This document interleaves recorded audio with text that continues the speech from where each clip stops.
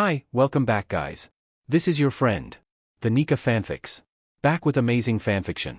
This is the series of What If Deku Becomes Aizawa Nephew. Now before starting, please give this video a like and subscribe to the channel if you want more videos like this. Now let's get into the fanfic. I'm coming. Hold on. Shouta yawned stiffly as he rooted for this phone, glaring at the ringing device as he yanked a pillow out the way. He barely looked at the caller ID, answering it and pressing it to his ear. Shouta Aizawa. There was a small sigh on the other end, before a far too robotic voice cut through, making his headache worse.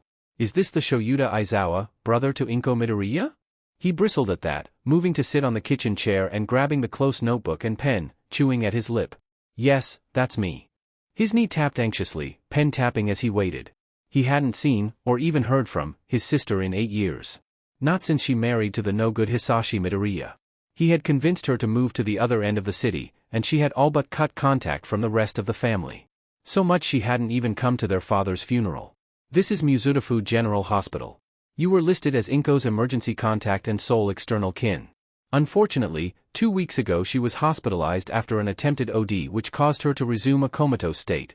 This morning her lungs failed and she passed away. Shouta felt the blood drain from him, hands shaking as the back of his eyes burned.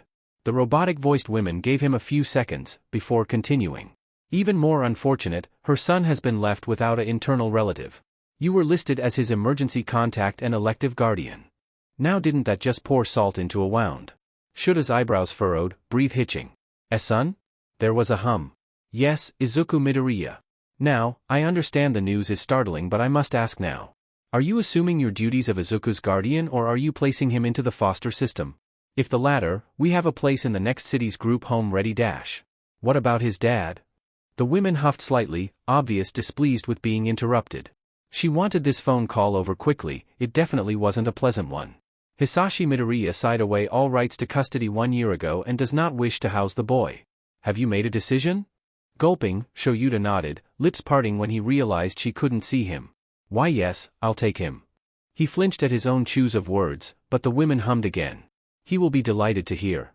Yuan Tsubasa has been assigned his social worker and will be here for when you arrive. Usually with cases like these, we will try and remove the child from the hospital soon and the paperwork will spread over the next few days. However, Yuan will explain more when you arrive. Nodding, Shouta stuffed on his shoes and grabbed his keys. Wonderful General, you said? Yes, you'll be guided when you arrive. I am sorry for your loss. And the call ended, Shouta snapping the door shut behind him. I assume you're Shouta Aizawa? Shouta nodded, shaking the extended hand and taking the moment to examine the women. She showed no evidence of a quirk, skin pale but eyes holding a caring glint in the blue irises. Her hair was dyed a deep purple color, the curls barely held in a messy bun and strands gripping the black scrunchie holding it. Her clothes were simply and casual, a pair of jeans with a plain jumper, and altogether, she dressed the part of a gentle woman. I'm Yuan Tsubasa. I've been assigned as Izuku's social worker. I've spoken a little with Izuku, is he correct in saying you two have never met? Shouta nodded, chewing his inner cheek. Up until half an hour ago, I didn't know he existed. His mother and I haven't spoken in 8 years. The social worker nodded, writing something in her folder. That's okay, it makes this a little more difficult, but he's a sweet boy so no doubt you'll get along soon enough. She looked at the chairs, gesturing one to him and sat beside it. Now, I've ran a background check on you, and only have one issue. Your job requires night work, so would Izuku be left alone? A very, very, awkward and tense phone call had this answer ready. No, I've booked a few weeks off, and then afterwards my boyfriend will be present during the night. She nodded, writing down, and sighing. That's good, you have a good head to book a few weeks off. Izuku has had a few rough weeks, and has just lost his mum, so this will be a hard transition. I have a small booklet here of a few suggestions and tips for situations you might find yourself in. It also has my number on, in the event you need to contact me, and the dates I will be coming to visit and do a standard checkup. The hero took a shuddered breath, looking down at the booklet. A hand graced his shoulder. I know this is all very sudden and overwhelming, but things will settle down. Now, shall we go meet the little one? Nodding, Shouta stuffed the papers into his bag and followed the women into the room, taking a deep breath. Sat on a table, slowly coloring in something on a piece of paper, was a boy he knew was 6, but looked smaller than the average kid his age. He was shrouded in a hoodie that looked to belong to the hospital staff, a small tremble in his shoulders.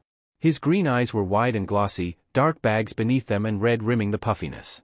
His hair was curly and out of control, greasy and unbrushed, a mix of green and black strands that made it look like lettuce.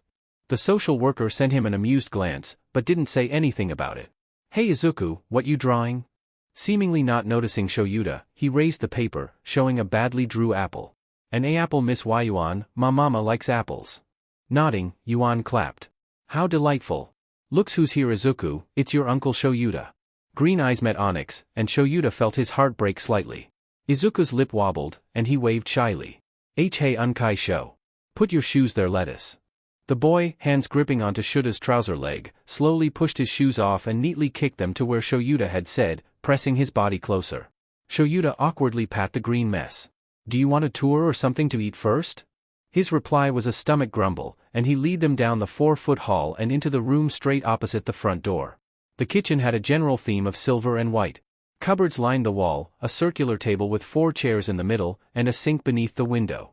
To the left, in the corner of the room, was a fridge with a supply closet besides it, and the right of the sink was a corner counter.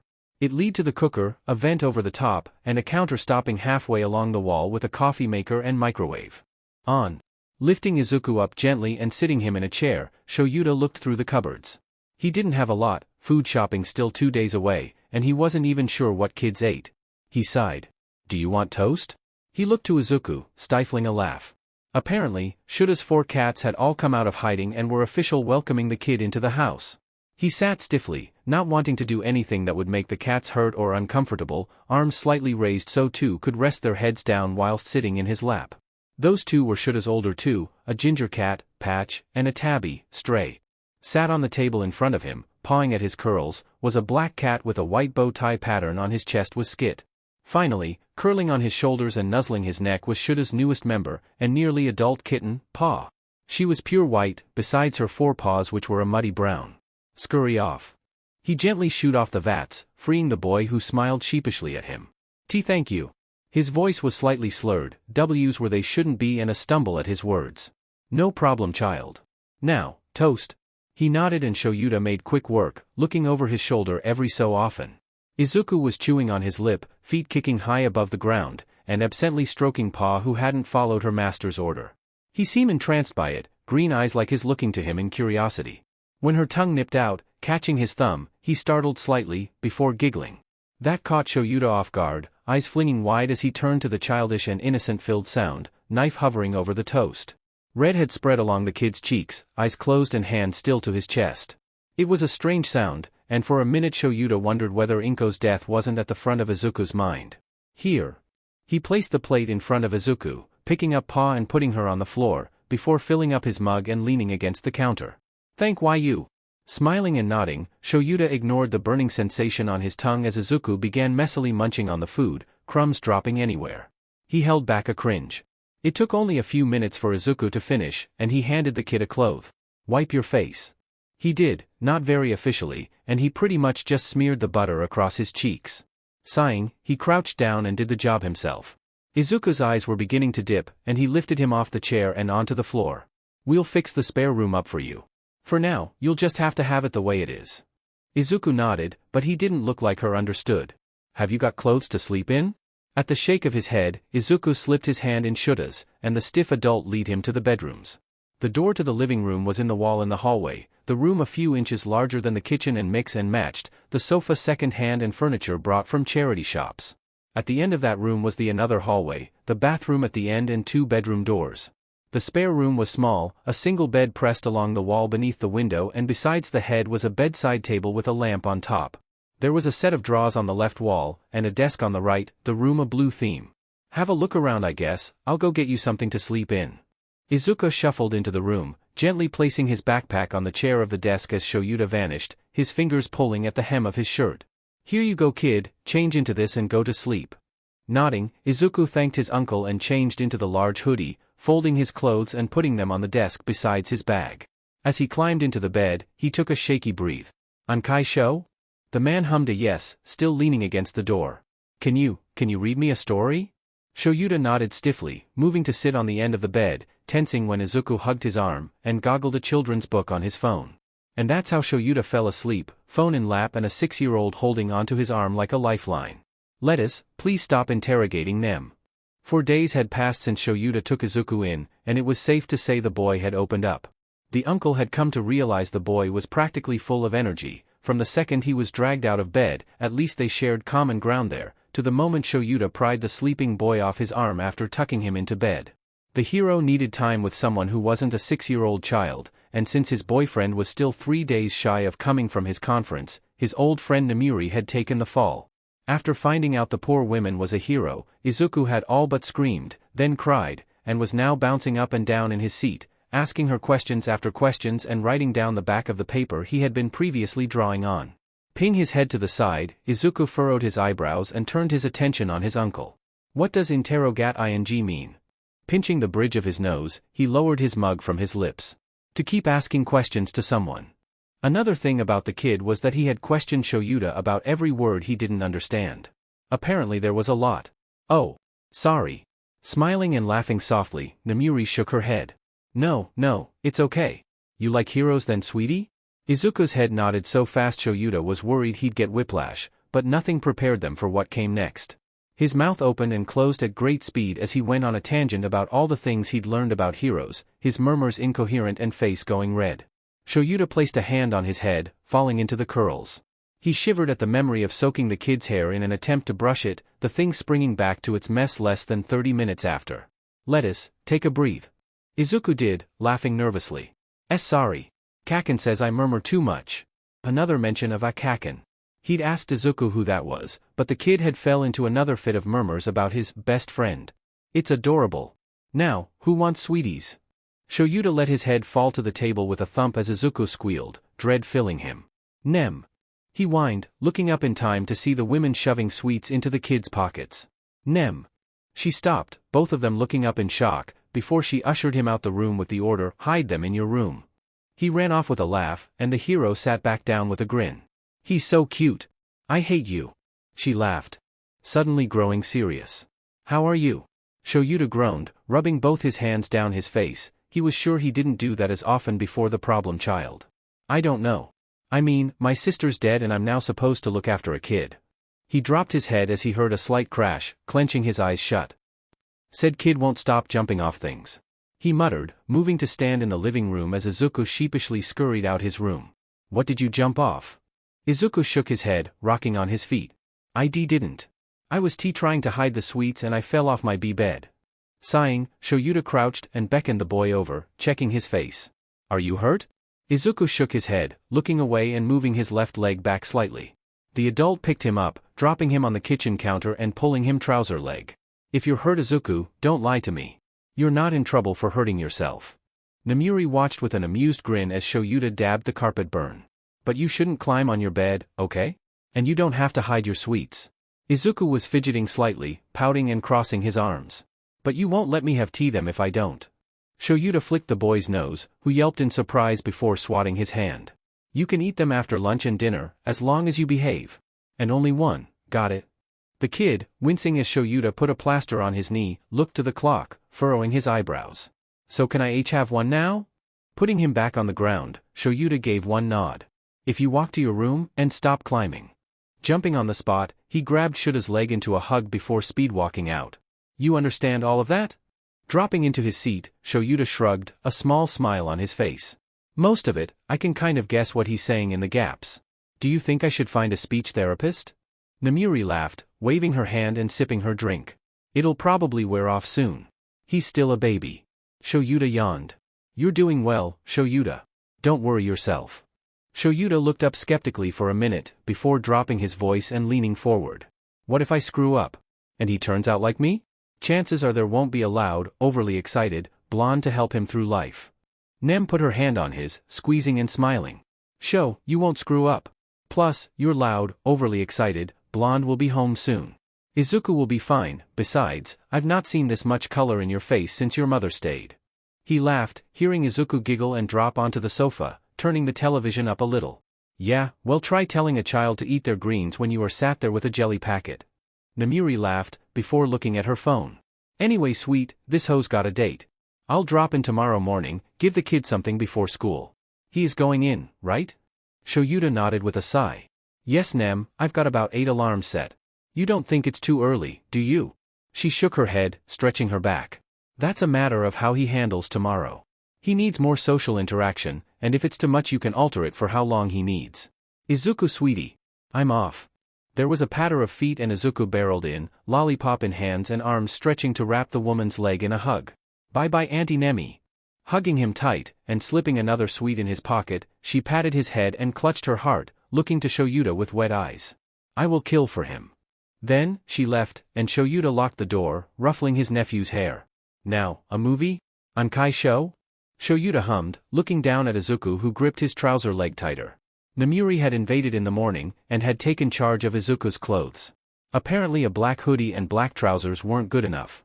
So now the kid stood in an outfit she had dubbed stylish. His green hair, the curls moderately controlled, were covered by a dark blue cap with a blue front, the blue matching the colors of his 3/4 length trousers, red shoes he seemed to favor. Under a dark gray top with My Hero written in a bold font was a dark blue long-sleeved top, plus ultra, in white along the sleeves. Shouta would never admit it, but his nephew did look pretty good in those clothes. What is it, lettuce? The grip tightened, and he buried his tearful face into the back of Shuta's knee. I don't want to. I'm messy scared. Sighing, Shouta pulled his hands gently off and crouched down, pulling the now crying boy into a hug. What are you scared about, lettuce? Sniffling, the boy gripped his shirt, a slight shake in his body. What if everyone is mean to me again? Rocking gently, he rubbed a circle into his nephew's back, hiding his anger behind a mask. Then everyone is a bigot and do not deserve to have those extra sweets you packed. That's right, Trouble, I seen you sneak them in. He giggled slightly, before huffing and hugging tighter. Do you have to leave? Nodding solemnly, Shouta pulled back and used his sleeve to wipe his face. Yes, but you'll be fine. I'll walk you to class, okay? And I'll be right here when the day ends. Izuku furrowed his eyebrows, chewing on his lip. You promise? Nodding, Shouta frowned. Is there another reason you're scared? Sniffling again, Izuku nodded. Why yeah. Papa said he'd get me from school but he never did. He didn't come home. Please don't leave me you Unkie, please. Shushing the boy before he could become hysterical, Shouta tapped his nose before pulling the string bracelet off his wrist. It didn't really have any significance to him, it was merely something for him to fiddle with, so there wasn't an issue as he tightened it on Izuku's wrist. I'm not going to leave you. But if it makes you feel better, if you have this, I've got to come get you, haven't I? Nodding, Izuku let a smile pull on his face. Yeah. I promised to look after it Unkie.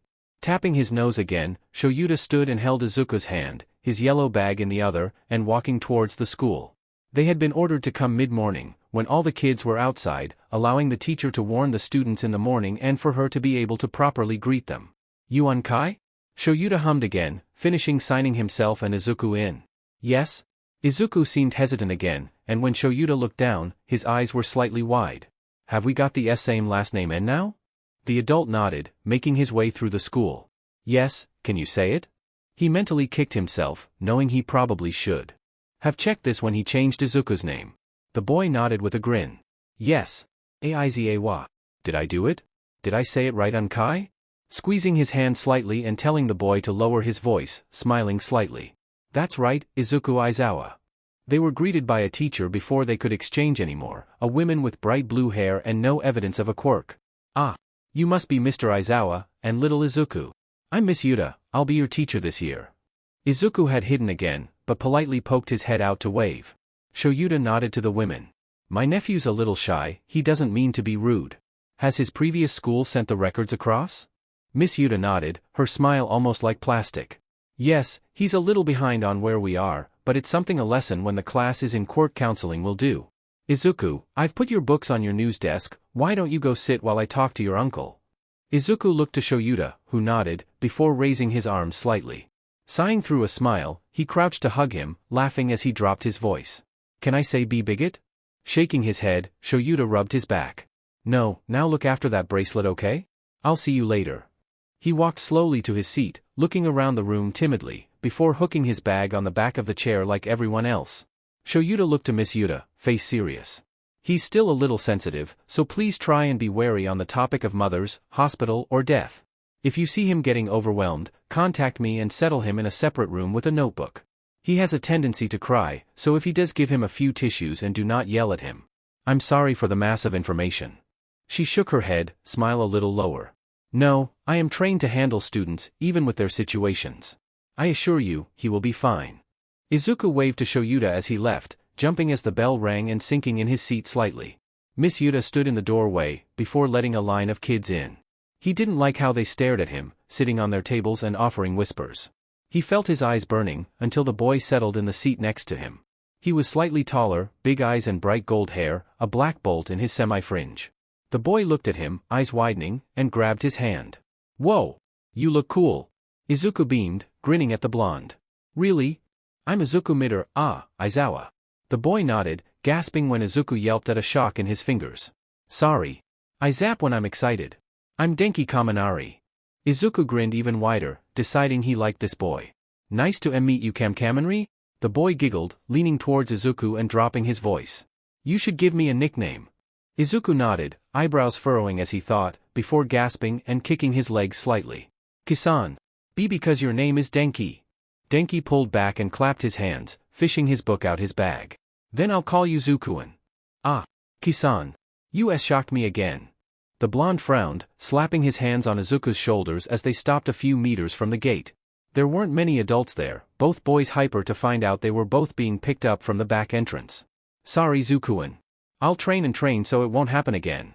Izuku shook his head, rocking back and forth on his feet. And no. I think it's cool. I wish I had your quirk. Denki grinned, knocking his shoulder into Izuku as they carried on walking. We'll be heroes together, Zukuin. What should my name be? Izuku thought for a minute, leading into a tangent of mumbles, to which Denki's mouth dropped open, before squealing.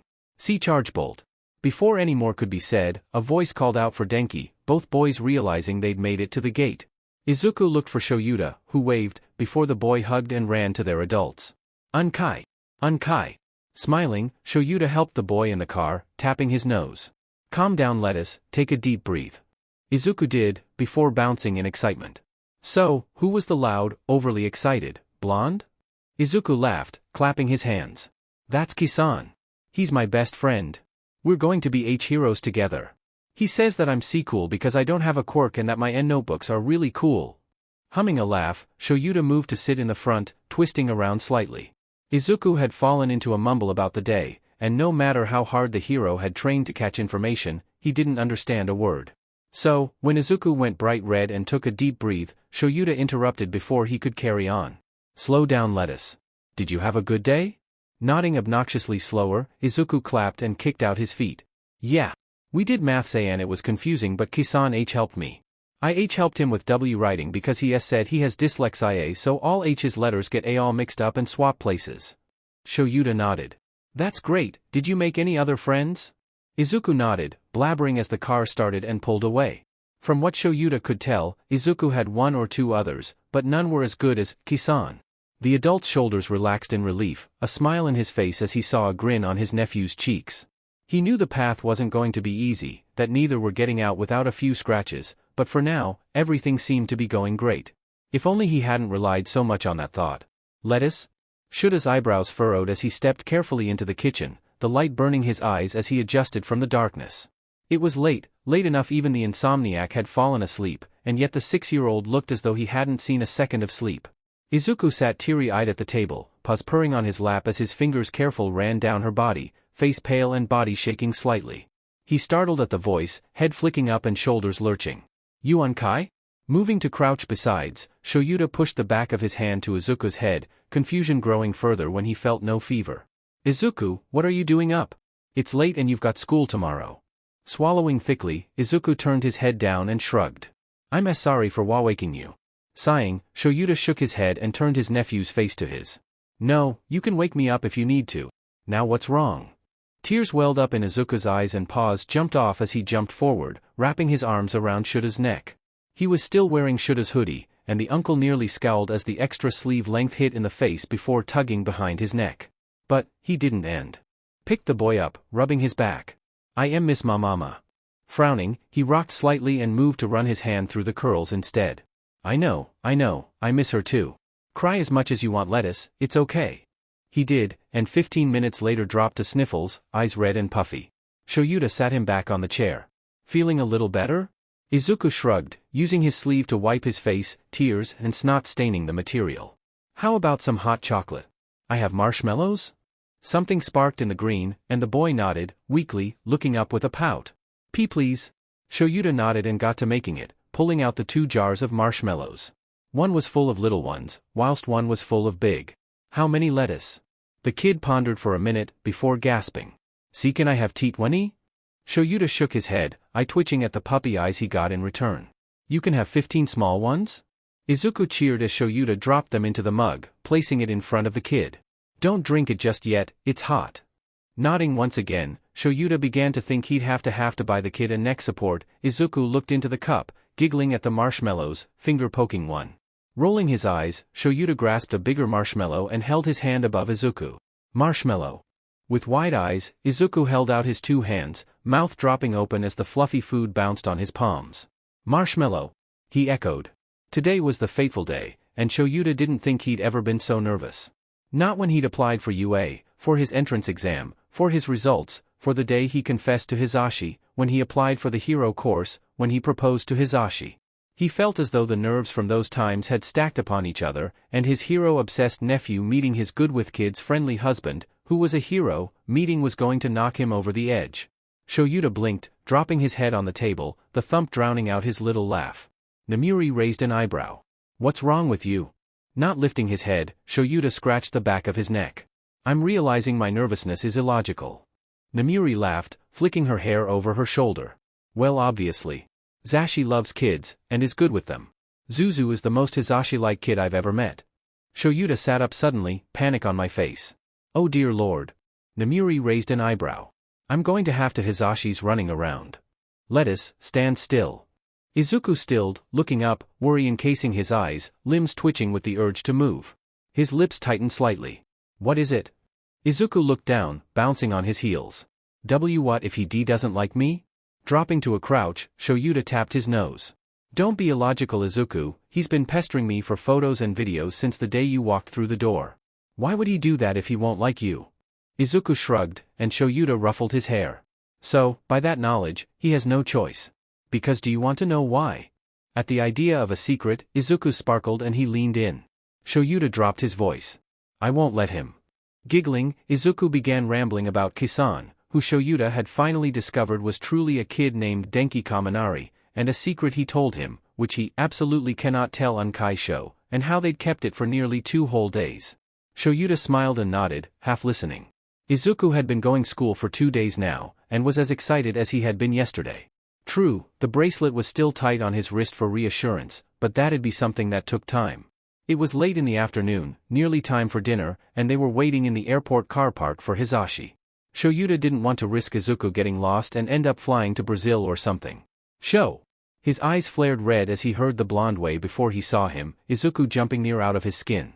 He ducked behind Shuta's leg as the grinning blonde approached, holding to the material as Hisashi waved around the tremendous amount of luggage he carried. Hey little listener. He stopped a few feet back, winking to his husband and crouching down. You must be Izuku. Izuku peeked out slightly, waving before completely stilling. His eyes widened and mouth dropping open, a sparkle in his gaze. Shouta plugged his ears. You're present, Mike. The loud hero with your own radio show. You're so cool. Is it true? He fell into a fit of mumbles and questions, which made Hisashi laugh. Shouta wondered where the ever-present stutter had vanished to, before gently shaking his shoulder and reminding him to breathe. He took a deep breath, before carrying on. He isn't going to stop. Shouta sighed, putting him in his seat and helping Hisashi shove his bags in. Shouta hummed, looking to his husband in time for the man to crash into him, arms wrapped tight. I missed you. Rolling his eyes, he tapped Hisashi's back, before hugging back. I missed you too. He's asleep. Shouta flicked his eyes to the mirror, seeing Izuku slumped in his chair, pen still in his grasp and notebook on his lap. They discovered that when given those 2 objects, the boy's mumbles were practically silent and he was actually able to breathe. The uncle sighed. He probably should have guessed, he'd seen the massive messy writing in his notebook, but the kid had only had it out of his bedroom once, so he was excused. I'm not surprised, he was still up at 2 this morning. Hisashi frowned, eyebrows furrowed. Shouta, please tell me you've given him a bedtime. The underground hero shot him a look, offended in the lack of trust he had. Of course I have. And proper food, with vegetables and everything. He just missed his mum. At that, the blonde deflated a little, voice dropping. How are you? Have you grieved properly? You haven't pushed it all down, have you? Scowling, Shouta tightened his grip on the wheel. I haven't had time. Looking after a child isn't easy, especially when you'd never met and he's lost his mum. Shaking his head, Hisashi barely had time to speak before Shouta shook his head. I know, I'm sorry. Her funeral is in 2 weeks, I'll grieve then. If Hisashi had any objections, he didn't say, simply glancing at Izuku. How about the little listener then? Shouta shrugged. He settled in, hasn't lashed out. I googled it, and a website says he still might not have fully registered it. He was up last night, he could have been a few more times and I didn't know. Zashi, I don't know what I'm doing. There was a comforting hand on his shoulder. You're doing well. You're not alone in this. When do you go back to work? Shouta thought for a minute. Next Wednesday. You still alright to watch him over the night? He'd never seen a bigger grin on his husband's face. Hell yeah. Shouta jumped a little, well, anyone would. He was simply walking out the kitchen, luckily pulling the mug from his lips, when a cucumber was through a foot from him. Raising an eyebrow, his eyes moved to Izuku, who held Shouda's phone up as if recording, eyes wide. Lettuce? Izuku grinned. Kisan says you're like a cat. So we wanted to see whether you'd get scared of a cucumber like one. Sighing through his nose, Shouta picked up the vegetable and dropped it back in the fridge, this time cautiously entering the living room. Izuku was now sat on the floor, voice blabbering as he explained his scientific discovery to the jumping yellow-haired boy on the screen. Shouta wondered how the kid learned to face call. And he jumped. Unkie jumped Kisan. Denki squealed, laughing and momentarily dropping whatever device he was calling on. A second later, he grabbed it and hoisted it against something, arms wide. Your uncle's a cat, Zukuin. He's a human cat. Izuku burst out laughing, and Shouta tapped his head, gaining his attention. 5 more minutes. You have homework to do.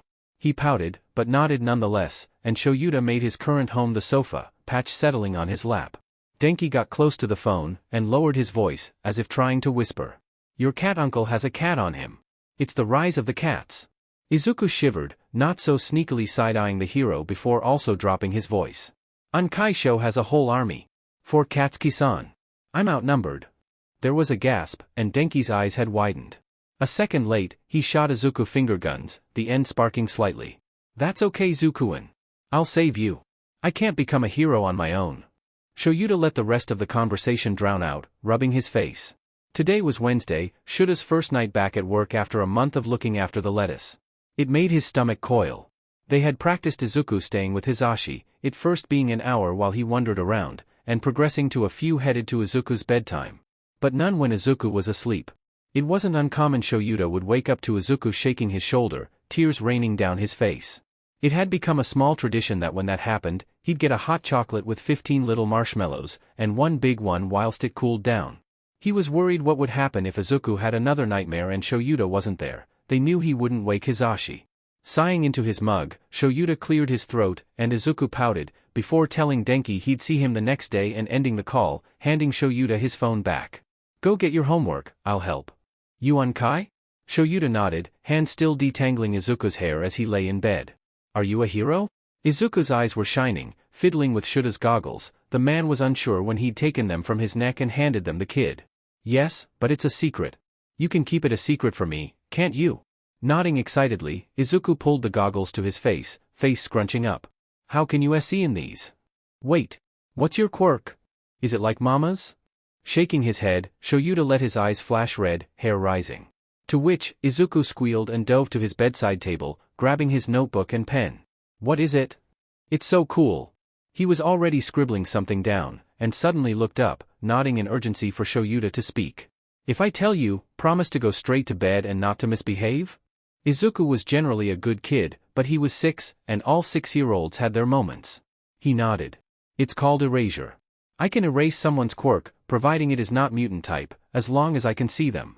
He hummed through his mumbles, writing down at an alarming rate.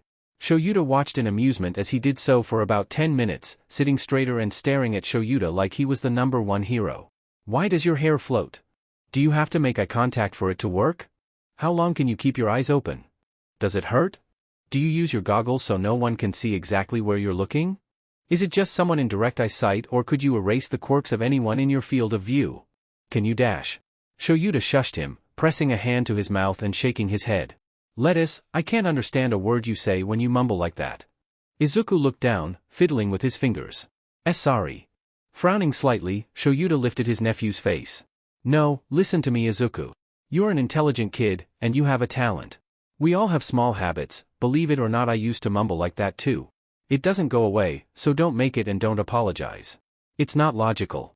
Understand? Nodding, Izuku looked up suddenly, mouth gaping. Wait. If you erase quirks, that means you fight quirkless, right? Shouta nodded, and Izuku fumbled out his covers, crawling closer and clasping his hands around his Unkie's arm. Does that mean? He trailed off, eyes full of hope. Shouta realized this was possibly an important moment in the kid's life. He dropped to a whisper. Does this mean I can be a H-hero too? Even though I'm Q-quirkless? If you put in the effort, yes. How was he? Hisashi gave a small laugh, rubbing his face, the skin beneath his eye slightly darker. Shouta felt his insides churn, immediate worry to why his partner was lacking sleep. Whatever you told him definitely got him excited. I don't think I've seen a kid more excited. Relief flooded Shouta's system, and he grinned into his mug, breathing in the warmth. He'd been back from patrol an hour, spending the time alone with the blonde. In 20 minutes Hisashi would leave, in 30 minutes it was time for Izuku to wake up. Don't ignore me. Blinking, Shouta raised an eyebrow. What? Groaning in slight amusement, Hisashi leant forward as if being told a secret. So you gonna tell me what you said? Sighing, Shouta shrugged and purposefully took a long sip of his coffee, eyes watering at the holy taste. He blinked to remove the evidence. He wanted to know if he could be a hero. I gave him a realistic answer. Hisashi's face twisted in a grin, eyes widening. Shouta's eyes flashed red in warning, and the man visibly tampered his excitement down. Our little jelly bean is going to be the best hero. Shouta waved his hand at him, moving to refill his drink. It won't be easy on him, he's going to face a shit ton of discrimination, so he'll need to start early. I was thinking. Hisashi looked about ready to burst, and Shouta groaned at the realization that by the end of the day, Hisashi and Denki would meet. If we start him in a practical gymnastic class, it'll slowly prepare him, offer as a way to get any excess anger or sadness out, and tire him out enough he'll be calmer for bed. Alongside it, it might stop the nightmares. Shouta's gaze flicked to the jar of marshmallows, the amount steadily decreasing. And reserve marshmallow funds. He grumbled into his coffee. Hisashi's eyes widened. That's genius show. There's a few classes around here, but what about his quirklessness? I've heard of a few places that point-blank refuse. Shouta nodded again, eyes closing for a while as he sighed. I'm going to do some research. Unkie show. Shouta gave a half-wave as Izuku flagged him down, tugging a bouncy, but obviously nervous, Denki behind him. Afternoon lettuce, afternoon Denki. The blonde startled, dropping into a bow immediately. Thank you for having me.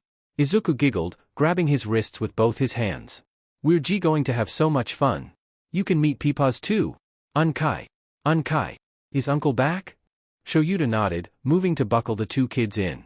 Hisashi had decided to buy Denki a seat minutes after discovering their friendship. Yes, but he's on call, so if he rushes out you cannot stop him. Izuku nodded, face becoming stern.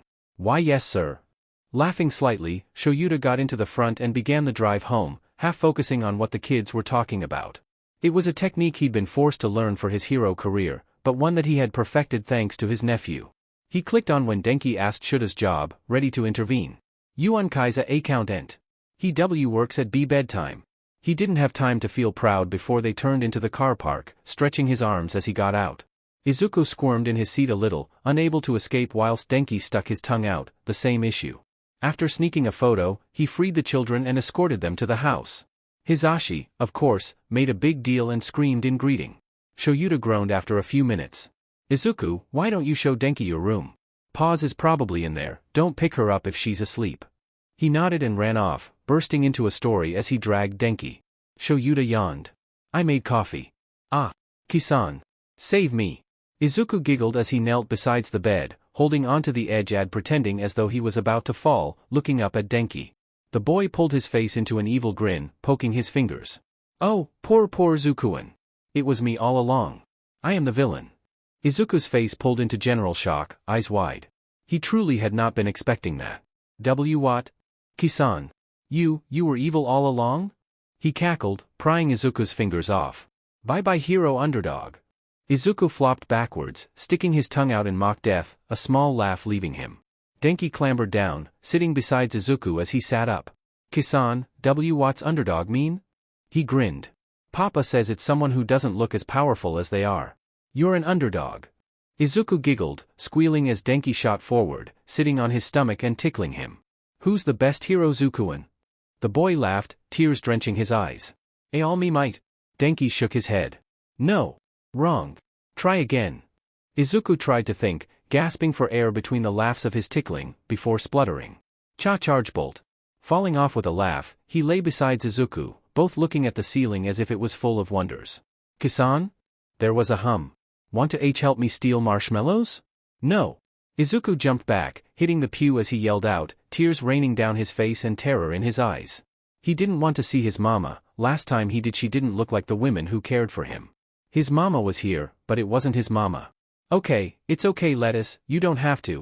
Take a deep breath for me. Shouta crouched a little away, eyebrows furrowing in worry as Izuku took wavering breaths. The funeral hadn't been easy. They'd dipped into MOT of Inko's life insurance and planned around Izuku's waking hours, trying not to sadden him. The few days before they'd told him, and he'd been quiet and a little distant. Last night he hadn't drank any of his hot chocolate and the marshmallows had bloated without being slurped. On the day he'd hidden, sobbing all morning and all the while they were there, looking at the casket in nothing but fear and slight anger. Some of Inko's work friends had approached, but Izuku only wrapped his arms around Shouta's leg and used his knees as a personal pillow. Now, when Shouta had offered to carry him to see his mother one last time, he freaked out and took a drastic turn to anger. Are you calmer now? The once again sad boy nodded, inching forward.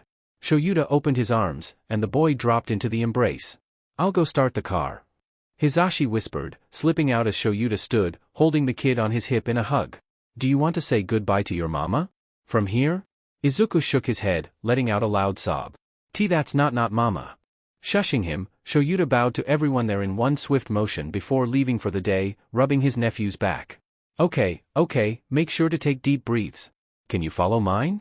Shouta waited around the side of the building, gently rocking as Izuku's wailing became sniffles. That wasn't my mama Unkie Shouta, as she was cold. Frowning, Shouta nodded. Okay, Lettuce, I believe you. Do you want me to sit in the back with you? Izuku nodded and he buckled Izuku into his seat, undoing his tie a little as he squirmed, and settling himself in the middle, holding his hands. The ride was silent to the cemetery, Izuku looking increasingly more scared as they went. Shouta tapped his nose. What's frightening you, Lettuce? Izuku shrugged, leaning into Shouta and closing his eyes. What if mama got low lonely? She was all alone. What if my mama is low lonely in heaven? Running a hand through his hair, Shouta was careful with his words. She's not lonely, Izuku, because she's looking over and watching you. Every time you smile, she smiles. And besides, she's not alone in heaven, is she? Izuku shook his head, pouting. I am miss her Unkai, is I at my fault as she went to heaven? Why did she leave me? The car had stopped now, and Shouta pulled the kid into his lap, not knowing what to say. Izuku, it wasn't your fault, okay? Sometimes, the world isn't the right place for people, and they belong in heaven with all the angels. She didn't leave you because she'll always be in your heart and memories. She'll always be with you. He rocked for a few minutes while the others arrived, the casket now closed. Izuku refused to be put down as they separated from the crowd slightly, watching the box get lowered into the grave at the soft words of a priest. Izuku buried his face in Shouta's neck as they pushed the dirt over top. They waited there, sat on the bench to the side, for hours before Izuku finally made his way to the fresh grave, leaning forward and tracing the letters on the stone. Everyone had gone, and Hisashi was respectfully keeping his distance. Shouta stood not too far from Izuku. The kid had a small smile on his face. And mama, I'm going to be a hero for you. I promise. So don't stop watching me, I won't let you down. He let out a sob, pressing his forehead to the stone and closing his eyes. Please don't let Unkai leave me too mama. They skipped the wake, Izuku passing out in the car and in the arms of Shouta. He didn't wake up until hours later, swaddled in a blanket and tucked on the sofa, his uncle right by his side. Whining, he crawled onto Shouta's lap, tears in his eyes. Hey Lettuce, you should go back to sleep. Izuku shook his head, pressing his face into Shouta's stomach and clutching tight. And no, got to make sure why you don't leave. Sighing, he grabbed the bracelet. He'd made a habit of keeping it on to show the kid it was important to him, and slipped it onto the kid. There we go, I can, leave you now. And I won't, I'll never leave you. Lettuce is a vegetable, and people say you need vegetables in your life. Izuku lazily laughed, yawning. Why your silly Unkie show? Shouta smiled, running a hand through my hair. I know. As Izuku's eyes slipped closed once again, his mumbled just clear enough for Shouta to understand. I love you. I love you too. Lettuce? Shouta tried to stop the frown tugging his lips, gently knocking on the kid's door. He'd fallen asleep on the sofa, and as he woke he realized his nephew hadn't fallen asleep with him. He'd let him sleep through breakfast, expecting the kid to come out between that and lunch, but it was now nearing 12 and Izuku had barely eaten since yesterday's lunch. When there wasn't an answer, he pushed in slowly, letting his eyes adjust to the dark room. On the bed, pushed towards the headboard, was a huddle of blankets and pillows, and Shouta was sure Izuku was under it. Kiddo, you hungry? He crouched beside the bed, pulling the blankets back and exposing the dull-eyed Izuku. His face was red and eyes puffy, body shaking as he curled into a ball, nails picking at the skin on his dried lips. He was sweaty, panting slightly and pale beside his face. Shouta pushed the back of his hand against his forehead, frowning then. Okay, let's get you into the living room. Izuku whined and squirmed as Shouta picked him up, putting him on the sofa. I wanna go bed. He slurred, trying to get off the sofa weakly, but Shouta simply pushed him back. No, Izuku, you're ill, so you have to stay here where it's cooler. Once he was sure Izuku was secure on the sofa, he ruffled his hair. Hold on for 1 second and I'll get you something for your head, and get you a blanket. He moved into the kitchen, where Hisashi was stood with furrowed eyebrows. He's got a fever, probably from the stress of yesterday. Have we got any dash? He cut off as there was a soft thump, and moved quickly into the living room. Izuku was slowly pushing himself off the floor, a little off from the sofa. He was whimpering, tears dampening his eyes. Shouta sighed, scooping him up and lying him back on the sofa. Izuku dash. The boy began lashing out, kicking and squirming and yelling. And no. Leave me alone. Go away. Shouta ducked under legs and arms, frowning as he waited for the movement to become sluggish before holding his limbs down. Izuku, listen to me, hey, kid, forgo, Hisashi. The blonde poked his head around the corner, a frown clean on his face. Remember when Skit got sick? Nodding, Hisashi vanished before resurfacing a minute later, Izuku still kicking and screaming. Working efficiently, Izuku was acting like a cat. They swaddled him in a thin blanket and tightened it so he could do nothing but squirm, tucking him on the sofa. Oh jelly bean, deep breathe. Let's get some medicine in you. Izuku had clamped his mouth shut and refused, looking away. Neither men backed down yet, and a few seconds later when Izuku relaxed a little and opened his mouth, pushed the syringe full of liquid into his mouth. He sobbed as he swallowed, squirming more. Shouta sighed, sitting on the seat and putting Izuku on his lap, stroking his hair. Hey lettuce, it's okay. He bounced him gently, grabbing the ice pack, wrapped in a cloth, on his forehead. Hisashi appeared again. I called Chio, she says she'll drop around if it doesn't ease in a few hours. Bless the little guy. The little guy was already falling asleep again, barely squirming. He suddenly jerked awake. See can't sleep. He slurred, trying to sit up. Shouta lay him back down. Why not? Izuku yawned, wincing slightly. Fake mama tells me off. Shouta suppressed a yawn as he twisted his hips, swaying his body to the side in an attempt to soothe the sobbing boy on his hips. Izuku had managed a 20-minute nap before bursting awake, and they'd forced a small bowl of soup into him, before he fell back asleep. At least that lasted a couple hours, but nearly half of one later they were still unable to calm him. His fever had also gone down, but his sudden and never-ending distress had caused it to spike. What do we do? We've tried everything but nothing has worked. Chiyo's on her way, but dash. Shouta continued swaying, keeping down his own panic in favor of soothing his fiancé and nephew. Hisashi, deep breathe. Go and wait for Chiyo's car to help her up the stairs. And do not bite your nails. He nodded stiffly, moving out the apartment as Shouta began slowly walking around, hoping the movement would calm Izuku. The 6-year-old kept crying, screaming for Inko and wailing when she wasn't there. Izuku, what can I do? Speak to me lettuce. He didn't receive a reply, and a few minutes later Chiyo came stumbling in, a frown on her lips. Sit him on the sofa, and stay with him. She waved her cane at Shouta, and feeling the same fear he felt.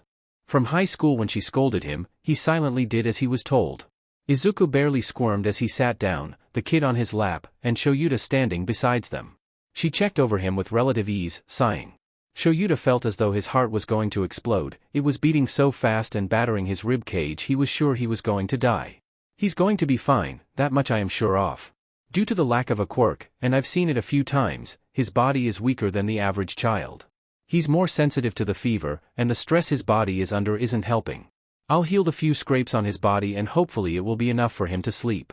She kissed his forehead, and after a few minutes his body sagged and eyes slipped closed, but the sleep wasn't restful. Do you dash? He cleared his throat, conscious of the crack. Do you know why he wasn't responding? He kept asking for Inko. Chio nodded with a sad smile. Most possibly the fever making him unable to tell reality from dreams. When he wakes back up, make sure he drinks and eats, and then goes back to sleep. Call me if it gets worse. Shouta nodded, laying Izuku on the sofa and bowing. Thank you, sorry for calling you out so late. For once, she didn't scowl. As you are new to this, I will allow it, providing you do not call me forever bump and scrape. He has his own pediatrician, yes? Shouta nodded. Yes, his social worker gave me his number. Chio patted his knee, subconsciously handing him 2 packs of gel sweets. Don't beat yourself up, trouble, it's not easy looking after a child. You are doing well. She left without another word, and Shouta collapsed into Hisashi. He's okay, physically. Hisashi nodded, tears glistening his eyes. At this current moment, that's all that matters. Baby steps. Shouta's fiancé looked worse for wear, worse than he had before. His skin was slightly pale, bags growing under his eyes and a hunch in his shoulders. His hair was limp, a bobble barely holding it into a ponytail. The underground hero knew this, he saw it, and it made his stomach churn. Hisashi, I've got it. The blonde dragged his hands through his hair, unable to help meeting Shouta's glare. You serious? You don't have to do all of this yourself. Shouta couldn't help but recoil at the slightly raised tone, putting down the small plate of food. Izuku had gotten over his fever after a day, but the 4 after he had refused to leave his room unless it was the dead of night. Apparently, fake mama had told him he was naughty and he wasn't allowed. Do not raise your voice at me. Shouta felt his spine straightening, a defensive need rising as it usual did when an argument was on the horizon. He wanted to shut it down, to stop it before it escalated, but the words were unable to leave his mouth before his fiancée cut back in. Hisashi scoffed, crossing his arms. Will you let me help you? You can't look after the kid by yourself. He needs more than you. Onyx's eyes flashed red. The words had ran up his spine before, digging into his mind, but he'd buried it. But to hear the words out loud, spoken to him as if he needed tearing down, made his anger spike even further. If you want to help, stay out the way. I can manage on my own. Why won't you talk to me? I thought we passed the days you'd hide your feelings away. You've barely spoken a word to me. Shouta clenched his fists, voice dropping rather than raising. That's because you never listen.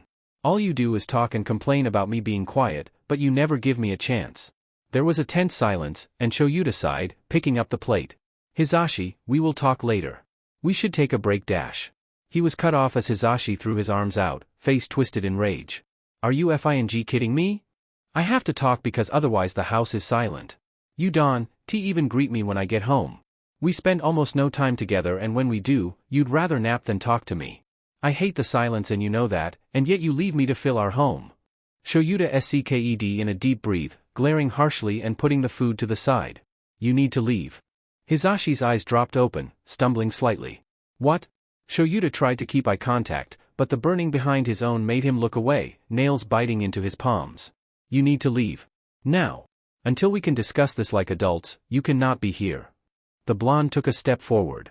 Shouta, come on, we can talk this out no dash. Shouta cut him off with a sharp tone. You wanted me to talk, so I'm talking. Shut up and listen. It's been a rough few weeks and I know that's not your fault, and I'm grateful you've been supported, but I now have a 6-year-old that needs a lot of attention. I didn't want your help because you look awful, you need a break. He took a shaky breath. I told you to stop yelling, but you didn't. I can't handle shouting right now, and if you were to stay and burst whilst Izuku was in the same room, he wouldn't handle it either. Pack your bag and leave. I'm going to give Izuku his dinner, and when I come back out, I want you gone and your key on the table. Without another word, Shouta grabbed the plate and moved to Izuku's room, knocking on the door. He frowned when he saw the door slightly ajar, knowing full well he had closed it when leaving after breakfast.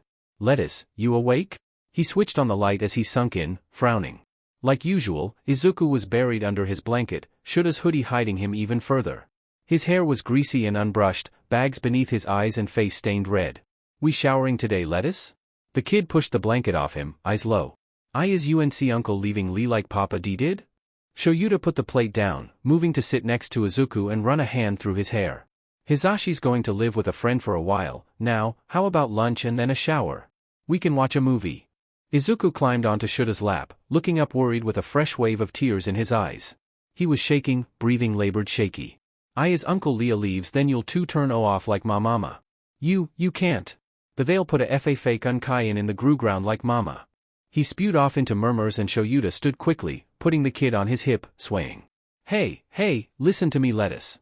I'm not going to turn off, I promise. I'm going to be here. I'm not leaving. You're going to grow old and I'll still make sure you eat all your vegetables.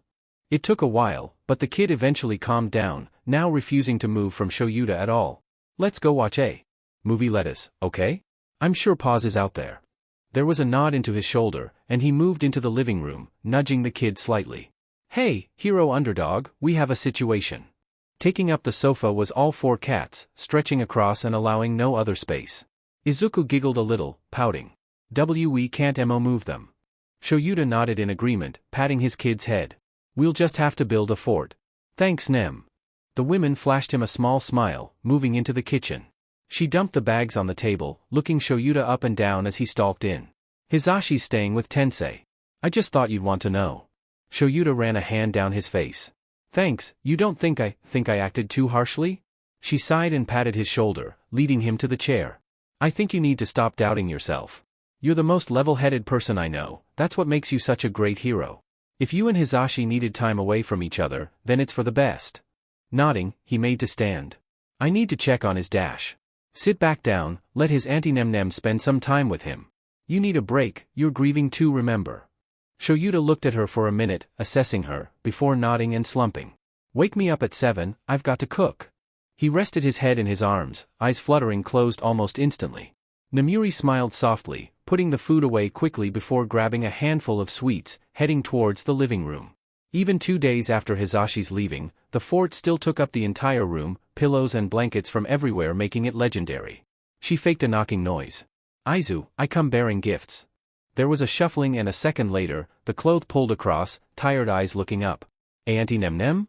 She nodded and crouched down, showing the sweets. Can I come in? He nodded and let her in, looking around for Shouta.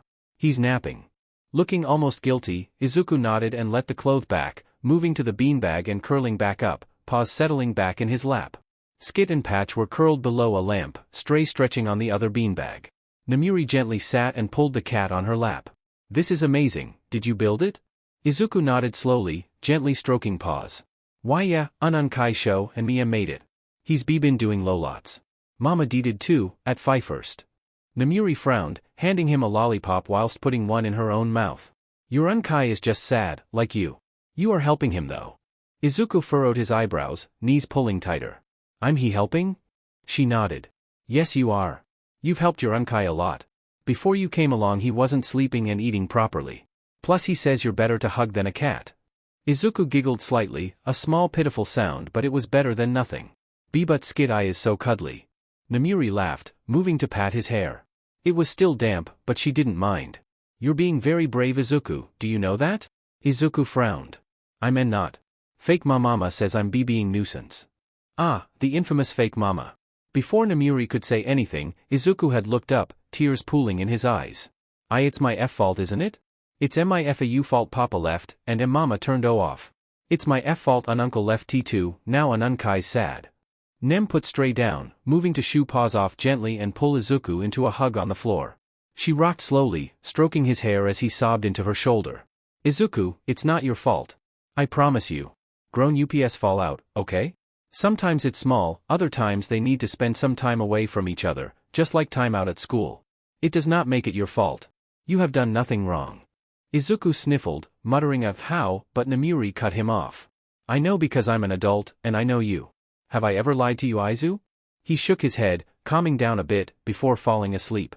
Laughing lightly, she placed him back on the bean bag. Like Unkie, like Nephew. Oi, Shouta, I need you to help me carry these to the fort. Shouta blinked awake, hissing at the sudden harsh light, and raising his head. What are you talking about, Nem? When he focused, he let his eyes fall on Nemuri, standing proudly in front of 8 plates of different picnic foods. Her hair was pulled into a ponytail, leggings discarded and gray sweater pulled down towards her mid-thighs. He grumbled. Put some clothes on. He rubbed his eyes, standing up and ignoring her scoffing. You didn't have to do this. She shrugged. No, but I wanted to. Izuku is asleep at the minute, he thinks this is his fault. I think I got through to him, but time will tell. Anyway, help me carry this in and we'll wake the kiddo up. Nodding with a thankful smile, Shouta helped the half-dressed women carry the food to the fort, placing it on the mattressed floor before inching to Izuku. The cats had taken his sleeping body, claiming it as their personal heated bed. Placing them all under the lap, he shook Izuku awake. Lettuce, time to wake up. Nem's made us a picnic. Izuku took a few minutes to properly wake up, a small glow to his eyes, and a small extra movement at the end of his positioning akin to a fidget. Shouta smiled. Whatever Nem had said to him while he was asleep had clearly done something. There's so much food. The adults laughed, Shouta pulling the kid to his lap and gently digging his head into his skin. Izuku giggled. Unkie. They laughed and ate with small conversation, until a knock on the door.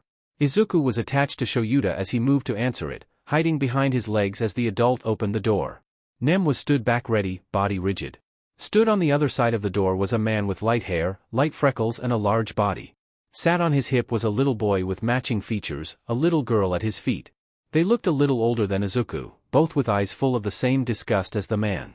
Shouta. Long time. Shouta felt his blood boil, purposefully blocking Izuku's eyes. He didn't need to see this man. Hisashi, leave. Papa. Izuku made to cut past Shouda's leg, eyes wide and face pale. Shouta couldn't tell whether the look in his eyes was a confused mix of fear and excitement, or a blatant shock the man was here. Either way, he didn't like it. Scooping the kid up quickly, he pulled the squirming boy to his chest. You Unkie? Namuri moved forward, holding the boy so he was unable to squirm and get loose, and pulling him into the living room, closing the door. A yelling and wailing could be heard, soft thumps against the door, but Shouta didn't release his glare. Hisashi raised an eyebrow. It appears he wants to see me. Shouta growled. I want you to walk away now and get back into whatever hole you crawled out of. If you were smart, you would never be close enough that Izuku can see you again. The kid at his feet furrowed his eyebrows. Papa? I thought you said Izuku would be happy to see us. Hisashi nodded, lips pulling into an unsatisfied frown. He was. Shouta won't let him see his brother and sister and father. Shouta growled again. You lost your chance. He's a very confused, sad and right troubled little boy. We're on the right track and you are not coming back into his life to throw it under the bus. Get lost, now. Sighing, Hisashi put the boy down and shooed them in the direction of the stairs. You two go ahead and open them sweets. The car is open. They nodded and ran off. Hisashi's face suddenly changed into a snarl. As if realizing, it snapped to passive. He is my son. You have no right to be his guardian. Shouta scoffed, quirk flashing a little. You signed away your right when you left my sister and my nephew. I was signed as his guardian in your stead. He wasn't good enough for you 2 years ago, and you are not coming back into it. The man clenched his fists, voice rising. You are not fit to look after him. He is my son. My flesh and blood. I can fix him. At that, Shouta took a step forward and slammed the door shut. He'd heard if the recent quirkless trials, a potential serum that would give a quirkless person a small quirk, based from the quirk of an old villain. Apparently, despite it being heavily painful and potentially deadly, that was better. Shouta took a second to stop the attack rising up his spine. I see, that's your plan. You want my nephew to undergo a life-threatening experiment as if he's a lab rat so that he will have a quirk to minimal it'll do him no better in life. Only that way you can tolerate him enough to treat him as your son, which he is. He nodded, and Shouta grit his teeth. That boy lacks the one thing people respect in this world, and I can give him the chance he had always wanted.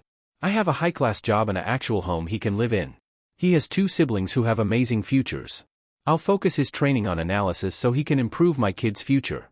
He'll have a purpose and a future, better than you can provide. Shouta felt his mind snap, and took a threatening step towards him. Hisashi was quite tall, and broad, but Shouta had an aura that dared people to stand against him. Hisashi may actually take up a doorway, but Shouta filled the doorway. That boy deserves so much more than either of us can give him. He's been wronged in a way no adult should be, never mind a child. He isn't lacking anything, and he doesn't need fixing, he doesn't need to be used for your kid's improvement. Shouta took another step, eyes flashing red. You left him to make your own family, and as soon as you've found a use for him, you think you can just get him back like he's a book or something? Well no, he will not be going anywhere with you ever again. If it was up to me, you wouldn't even have them too. Now, get away from my home and my nephew, and if I ever see you again, I will charge you as a villain. Scowling, Hisashi flicked his eyes to the door, a heat coming from his throat subconsciously. Shouta shut down his quirk before he could consciously think about. Huffing, the man took a step back. I will have my son back, Shouta. The court will be contacting you. Growling, Shouta didn't let his eyes fall shut. Do not come back here or in sight of Izuku again. As the scumbag vanished down the steps, Shouta thumped his foot against the brick, snarling. Now, he had to go and tell a 6-year-old he wasn't going to be going home with his father. He was going to have to make an excuse so the kid wouldn't be traumatized further. Izuku, sweetie, why don't we watch a movie? The 6-year-old let out another sob, slamming his fists against the door. It had been less than 2 minutes since Namiri had carried the boy into the living room, locking the door. The entire time he had been trying to open it, banging it with his hands and screaming. Whether it was for Hisashi or Shouta, Namiri was unsure. She frowned, seeing the 2 kids who had been with Hisashi running past the window, and pulled the curtains closed, sitting on her knees a small distance from Izuku. Han, come on over here. You'll only stress yourself out. He spun then, and Namiri sked in a breath. His face was twisted in fear and pain, tears making his face red and blotchy, skin otherwise pale and a shake to his eyes. More than ever, he looked like a boy who'd lost everything. Namiri had seen the same face on those she'd saved who had lost their family. Papa. He'll take you Unkie too. Shooting over, she pulled the boy into a tight hug, her own eyes burning. This boy had long learned his father wasn't coming home, and instead feared of the next person he loved leaving him. It hurt Namiri, slightly, that even after all this time Izuku wasn't yet certain he wouldn't be abandoned. She recognized it from Shouta in their early teens. His sister hadn't long left, uprooted and took everything she owned with her. Moved in with a man who had all but manipulated her into it. Not a year later Shouta lost his father. She hadn't come to the funeral, and Shouta had thought himself selfish for being angry at her, but he had the right. He'd never gotten along with his mother. Namiri had met her once and agreed with him, and had needed the comfort from the sister he loved so much. Yet, she had abandoned him. There had been mornings where he'd come in quiet and distant, assessing every word his friends had said and looking pale every time one left to do something. They'd only found out years later at a bar on someone's birthday, Shouta drunk out his mind to handle the loud event, that he was never sure if they would stay his friends. For years, Shouta had fought the urge to practically hang off them on his bad days when his mind told him they were going to leave and never return. It wasn't until months of subtle promises and reassurances, and being there when he needed it the most, that he'd lost the slight tension to his shoulders and worried glances. That he'd lost the uncertainty of being abandoned. Izuku, he is never going to leave you. Never. Your Unkie loves you so much, he'd sacrifice everything for you. You're his nephew, his kid. You listen to me Izuku, Shouta would not take you in if. He didn't intend to keep you until the very end. Oh, Izuku, Han, deep breathe. She held her hands to the side of his face as his eyes clenched shut, breathing labored. A second later, hands overlapped hers. Looking up, her eyes met the man she spoke so highly of, but as of yet there was no pride in the gaze. If this had have been a normal situation, he'd be lazily teasing the women. But this wasn't a normal situation. Onyx held worry and sadness, alongside a gentle need to protect Izuku. She backed away, settling anxiously in a chair as Shouta moved to crouch where she had been. His hands moved to his wrists, finger creating a small figure of 8 on his wrists, above where his pulse would be felt. Izuku, I need you to listen to me. You can do this, deep breathe. In, count to 7. He tapped on his wrist each second. Good boy, not hold for 4. More tapping. And release for 5. Well done lettuce, and again. It took a few minutes for the breathing to be more steady. He was still crying, and so his breathing was faster than they wished, but the boy seemed to be aware. He opened his green eyes, immediately flinging himself into his Unkie. Why you didn't leave me? Rubbing his back, Shouta shook his head. I will never leave you Izuku. I promise you. I can't because I love you. Izuku sniffled suddenly pulling Shouta's bracelet out his pocket. And B because I've got you your bracelet? Shaking his head, Shouta ruffled his hair soothingly. He wanted to tell Izuku the bracelet didn't matter, but at the minute the kid needed a constant reassurance. As Hisashi had said many nights ago, baby steps. And because you have no bracelet. I can't leave because I love you and you have my bracelet. Izuku sniffled, hugging Shouta tight. Papa didn't stay, did he? Taking a deep breath to push down his anger, Shouta shook his head. The scumbag should never have turned up. No, he had to go and look after the 2 kids. Izuku tensed. Did he replace me? No, lettuce, no. But not everyone has an Unkie Shouta. Smiling slightly as Izuku's eyes fluttered shut, he relaxed. I don't want to leave you Unkie show. P Papa was me mean. I want to stay. Shouta nodded, picking Izuku up and carrying him to his room. Then you can stay as long as you want. You'll always have a home here. Izuku yawned as his eyes opened, slightly stinging and scratchy. He didn't like it. He took a silent minute to survey the room, realizing he was in fact in his Unkie's room. It always struck him as strange. It used to be split directly down the middle. One half bare besides a few cat knickknacks and the 1 or 2 photos of a few kids from UA. But now that his uncle had left, it was almost all bare. Izuku couldn't decide whether he liked it or not.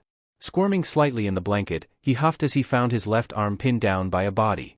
He poked his Unkie's cheek. You Unkie, you're squishing me. He whispered with another huff, and the man blearily blinked awake. Onyx's eyes met green for a minute before Shouta rolled more onto Izuku, careful to hold most his weight.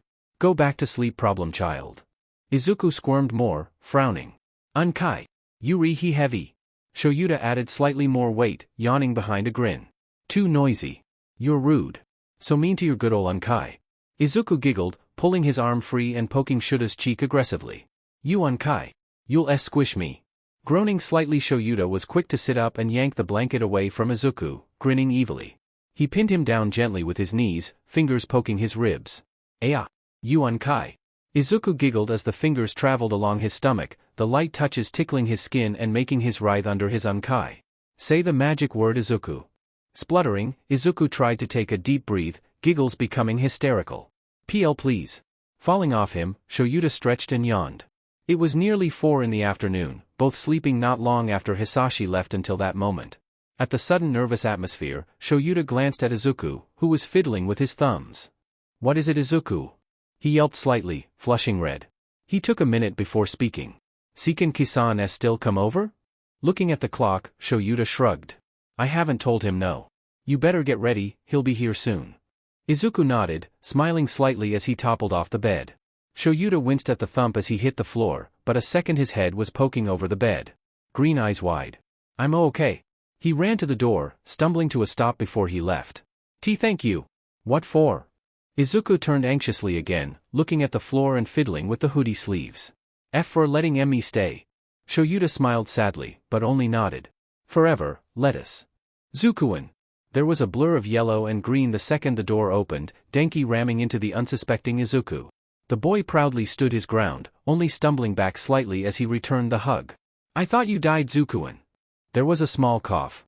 Denki, we spoke about this. Be careful of the language you use around people. The boy only nodded slightly, and Shouta turned to stare at Mr. Kaminari. He'd gotten to know the man a little, and he didn't mind him. He wasn't particularly noisy or energetic like Denki, but they had held decent conversations. Aizawa, how you been? Nodding, he suppressed a yawn. Fine, I guess. You. The man nodded, face telling him he felt the same. Denki hasn't sat still since you messaged us. He's been excited. You sure you don't mind? I can always come and get him later. Shouta shook his head, holding his hand out for Denki's overnight bag. No, Izuku needs some company other than me and the cats. I'll drop him off in the morning. Exchanging a few other greetings, Mr. Kaminari left and Shouta turned around. 2 sets of wide eyes were staring at him. Hot chocolate with 15 mini marshmallows. Warm milk with 15 mini marshmallows. The boys nodded frantically. Surprisingly, Izuku hadn't told Denki about the one big marshmallow, and had pulled Shouta aside a few weeks ago informing he wanted it to be their secret. The memory made Shouta smile. Go and wait in the fort. So they ran off, and Shouta winced when he heard Izuku yelp, Denki's immediate apologies and the reassurances that it was fine, and you'll get better at controlling it. It didn't take long to make the drinks, and put them on the plate besides a few cookies, carrying it carefully into the fort. The 2 boys were huddled under a blanket, squeezed onto one bean bag, paws stretched over their laps. You Unkie. Can you tell us how you got the kitties? Putting the things down on the coffee table, and handing them a cookie each, he sat crossed-legged on the floor. Skit and Patch climbed on him instantly. I don't see why not. Who first? Denki grinned. Stray. Okay, he was our first one. I found him on my first night of work. On my way home. Shouta fell into his story, telling the boys about how he found each one. In a less exaggerated way, each one was found behind a dumpster in an alley at different stages, all kittens and looking at Shouta with the same eyes that made him unable to take them to a shelter. By the end of the story, the boys were sipping their drinks with wide eyes. Izuku blinked slowly. So they're like me? Denki cut in before Shouta could, slapping him gently on the arm. Don't be so mean to yourself, Zukuin. You're not a stray. Izuku went to frown, but Denki jammed his fingers in the corner of his mouth and pulled it to a smile. Nah. Underdog smiles. Grinning by himself, Izuku giggled. Why, you're right. Shouta ran a heavy hand down his face, groaning slightly. Of course, at 2 in the morning, Izuku's light would still be on and Denki's giggles could be heard. The kids had been sent to bed hours ago, and had either managed to convince Shouta they were asleep or had woken up. That brought his second worry of whether Izuku had had a nightmare. Peeking around the corner of the half-open door, he felt his worries vanish. Izuku was wide-eyed, no trace of tears on his face and a grin on his face. The boys were sat on the bed, cross-legged and opposite one another, paws laying on her back between them as they bounced a piece of rope just above her. Izuku was wearing a green Bulbasaur onesie, a recent addition to his collection, whilst Denki was in a yellow Pikachu version. Izuku had been insistent on Shouta buying him one, so much he offered to sell almost everything he owned. Shouta hadn't thought much of it until the boys screeched in excitement. Smiling slightly, he let himself just watch for a moment. Izuku was generally a chatty kid when he wanted to be, but other than when he was mumbling about heroes or interrogating Shouda's friends, he was quiet and observant. That was a trait of Shouda's father, one he had inherited, and so had Izuku. Denki was the almost polar opposite. He never shut up, and in the rare occasions his mouth was too full for a sound to formulate, he was bouncing and tapping things. Yet, they had a good dynamic. Izuku had only spoke about one other friend, who Shouta questioned. Izuku didn't see a problem with the way he described Kaken, but Shouta did, and he worried about how the kid would grow up. He couldn't exactly blame him, he hadn't been told treating Izuku different because he was quirkless was wrong. And despite his oldest friend all but abusing him, Izuku didn't have a bad word to say about him. Sighing, he left the boys to their devices, using his time to search this Kaken. It might do Izuku good to see a familiar face. Bye-bye, Kisan. Izuku frantically waved out the window until they turned the corner, unable to see the waving Denki, and pulled his arm back in. The grin didn't leave his face. It was late afternoon, the boys sleeping until past lunch, and Shouta was already itching to get home to the comfort of their fort. It was the first time Izuku had left the house since the funeral, and occasionally the boy would look out the window in slight fear, only to have Denki distract him with another topic of conversation. As much as it wasn't a route Shouta wanted to take, distractions was the best course at the minute. Until he found a therapist. Lettuce? Izuku hummed, kicking his legs out slightly and turning his smile to Shouta, who looked at him through the mirror. Do you want to go and see Kaken? The boy froze for a minute, eyes widening. Shouta thought he had made a mistake, and was about to backtrack when Izuku grinned even wider before. See, can we? I haven't seen Kaken in so long. He will probably be so strong on Kai. He has an amazing quirk. He's the best. Nodding, Shouta pushed down his nerves. I called Mrs. Bakugo last night, she's cooking us katsudon. Now, I know this is exciting, but you need to do something for me. Izuku nodded sternly. If it gets too much and you want to leave, tell me straight away. No one will get mad at you, okay? Nodding again, Izuku grinned happily and bounced in his seat, looking out the window. It was about an hour's drive to the Bakugos, and Shouta grew wary of how Izuku would react. After all, this was where he lived. He was mostly silent during the journey, humming slightly to the music. Shouta couldn't help but smile at moments like these, where both of them found the lack of speaking comforting. No awkward conversations, no funny looks, no trying to find a topic they hadn't already exhausted. Not these happened much to Izuku and Shouta, but the threat was always there. Izuku giggled as they drove past a park, now only half an hour away, pressing his face against the window. That's where me and Kaken went on a school trip? We played heroes and villains. Me and Kaken were the heroes and everyone else were villains. Shouta smiled. Yeah? When was this? Izuku frowned. Just before the doctors. Kaken still thought I could be a hero. He shrugged, before smiling again. I think Kaken was just as sad. We didn't think I could be a hero and he thought I had broken our promise. What promise? Izuku grinned, a determined look flashing in his eyes. We're gonna be the best heroes together. He paused for a minute, as if realizing something. Kaken wanted me to be stronger, didn't he? He wasn't angry because I was quirkless. But because I'll let it make me weak. The rest of the ride was silent, and as they pulled up outside the door was wrenched open, a small blonde boy standing in the threshold. Izuku squirmed to get out the seat and Shouta helped quickly, letting the kid go and watching as he ran, tackling the blonde into a hug. crimson eyes suddenly flicked to him and he lightly pulled away from the hug. Deku! What the hell? Izuku grinned sheepishly, waving to the blonde women as she appeared behind the kid. I didn't break our promise, Kaken. I'm going to train extra hard to be a hero. What the F, are you talking about, Deku? Before any more words could be said, Mrs. Bakugo puts a hand on the kid's shoulder and cuts in. Katsuki, language. Go on inside and put dinner on. I need to speak with Izuku and his guardian. I'll send him to your room when I'm done. The first thing Shouta noticed was the slight stern hitch in the border of the soft voice, and the slight glare at the word guardian. Shouta decided he and his sister best friend were not going to get along. He'd never heard or met the women, he knew Inko had a best friend, but his sister never made an effort for them to meet. Now he understood. Scowling, Katsuki moved his slightly softer glare to Izuku, who grinned. I won't leave Kakakin, I promise.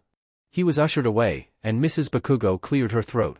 Izuku, Mr. Aizawa, come on in. Immediately, Izuku attached to Shouta's leg and the two walked in. They were led to the table with the order to sit, the blonde vanishing. Auntie doesn't like me. Shouta raised an eyebrow, looking to Izuku. There wasn't any sadness in his eyes, instead he looked as though he was simply saying she didn't like a certain meal. Uncle L likes me, and Kaken did, but Auntie D didn't because she said Mama was too soft on me. Before anything could be said, a brown-haired man walked in, a smile lighting his face. Hello again, Izuku. The boy cheered, running to give the man a hug. Uncle Moss. Hoisting the kid on his hip, brown eyes met Onyx and the man bowed. Hello, I'm Mizura Bakugo. You must be Aizawa? Shouta nodded, and Izuku clapped. Unkie been looking after me. Mizura nodded, moving to sit opposite Shouta. Is that so? That's amazing, Izuku. I'm sorry I wasn't here to greet you, and I'm sorry about Mitsuki. She's not one to connect with people immediately. She'll join us in a moment. Has Izuku been okay? Now this man Shouta could tolerate. He's been as we expected. He spoke about your son a lot. A small smile graced the man's face. Katsuki and Izuku used to get along well when they were younger.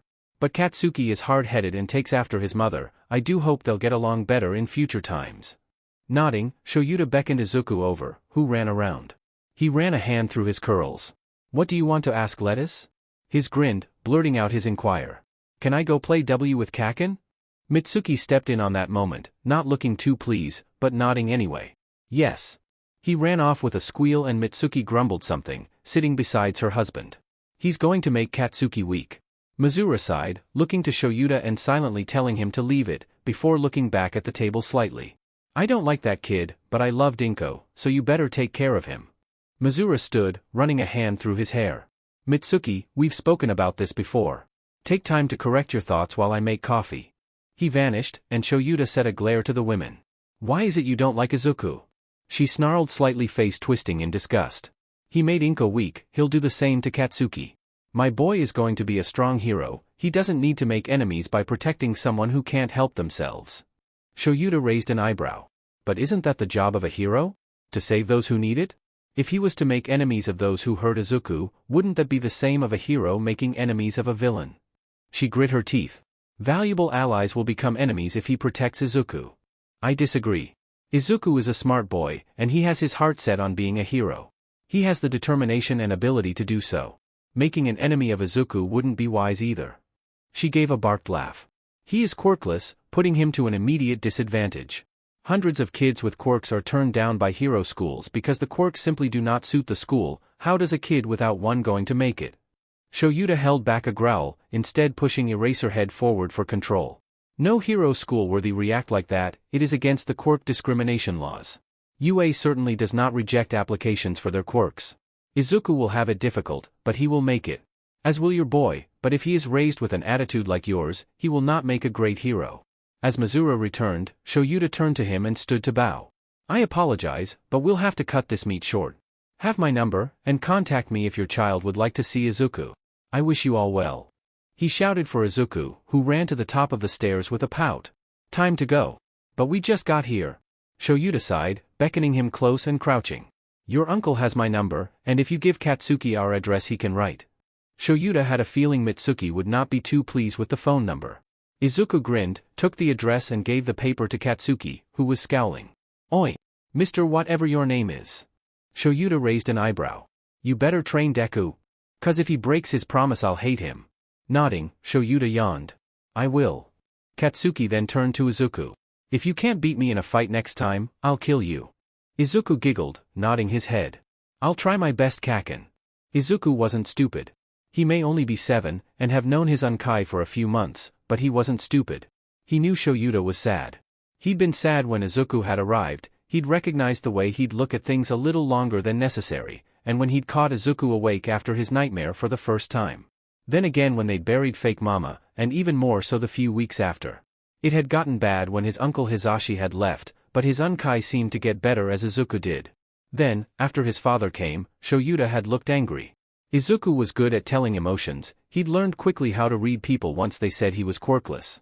He learned who to avoid quickly. But now, on the way back from the Bakugos, Izuku wasn't sure what emotion his Unkie was feeling.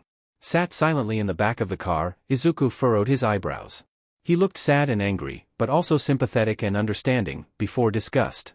So, he didn't make a sound. He kept his gaze outside the window, trying not to make too much movement to attract his attention.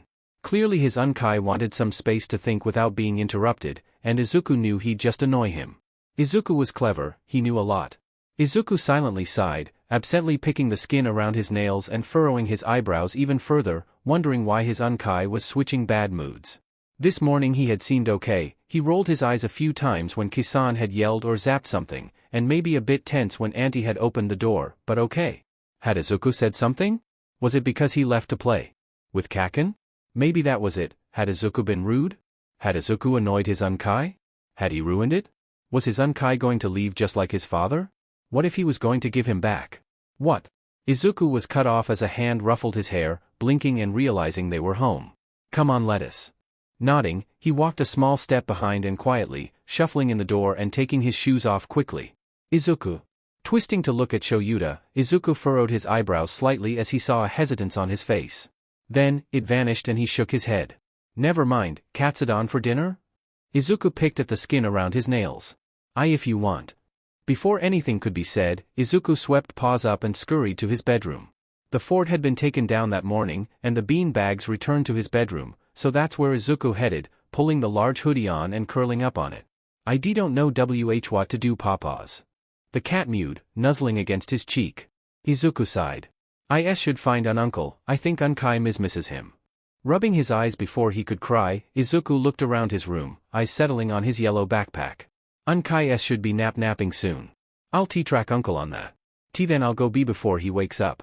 I'll pack. Izuku, dinner's done. Shouta let his knuckles hit the door gently, yawning. He'd not long woken from his nap, having slept longer than meaning to, and had to rush cooking dinner so the kid could eat before it got too dark. Shouta wanted to read him a story tonight. He'd seemed off since leaving the Bakugos, and the threat of him having a nightmare was large. Plus, he only had a few more days off until he was back at work, he'd used up nearly 2 years' worth of sick days, and didn't want to dip into his third. Who knew what accidents would happen and he may need more. When there wasn't an answer, he slowly pushed the door open. Izuku? The bed was neatly made and Shouda's hoodie on the beanbag, paws resting on top. Now, Shouta knew something wasn't right. Izuku all but lived in that hoodie. His guard raised, he threw the door to each room open, yelling for him. Instead, he was met with empty rooms and startled cats. He froze as he moved towards the kitchen, eyes flying to the door. It was shut, locked, but the latch was hanging loose. Scrambling to find his phone, giving up after a few minutes, and keys, he barreled out the door, racing towards Namiri's. Her face was contorted as he banged on the door, eyes wide. What do you want, Dash? She cut off at the obviously distressed look, pulling Shouta in. Sho? Hey, what is it? I need you to breathe for me. Shouta struggled to bring gulps in as his hands gripped Nem's wrist, eyes widening. Izuku. He's gone. I don't know where he is. She pulled him into the living room, settling him on a sofa and handing him a glass of water. Okay, slow down. Where did you see him last? Shouta exhaled shakily. We went to his room around T2. I had a nap and woke up to put dinner on. He wasn't there when I called him for dinner. He was quiet, Nem. He went straight to his room and didn't say much. Though he needed space. She nodded, a calm expression on her face. Only years of hero training allowed her to do that. When you opened his door, was anything out of place? The window open? Was your front door broken into? Shouta shook his head. Oh, only his backpack. And the latch was off, my phone. He took my phone, couldn't see it. Before anything else could be said, Nem's phone rang, and they looked to see Shouta's ID. She took it and pulled it to her ear. Hello? A loud, mellowed out but still obnoxious, voice on the other side. Nem? Is Shouta there? Izuku's with me. Izuku picked the skin around his nails absently, looking around nervously as he wound around people's legs. He had been following the red dot on his Unkie's phone, knowing it was still tracking Hisashi's device, but apparently he had reached the area. Looking around, he stood by the side of the road, heading towards a largely populated area. There were police and media were surrounding it, so he presumed there had been a villain attack. Finding his uncle was still front of his mind, but it didn't hurt to maybe see a hero. The 6-year-old was a fanboy at heart after all. Scurrying through people's legs, he made it to the tape quickly, eyes widening. There, talking to 2 policemen, a villain being properly restrained behind him, was the man he'd been searching for. He looked different in his hero costume, hair heavily gelled up behind him, leather from head to toe and a slightly smaller grin on his face. Izuku cupped his mouth with his hands. Present Mike. The scream caught the hero's attention immediately, eyes widening as Izuku ran towards him, only to be scooped up by a policeman.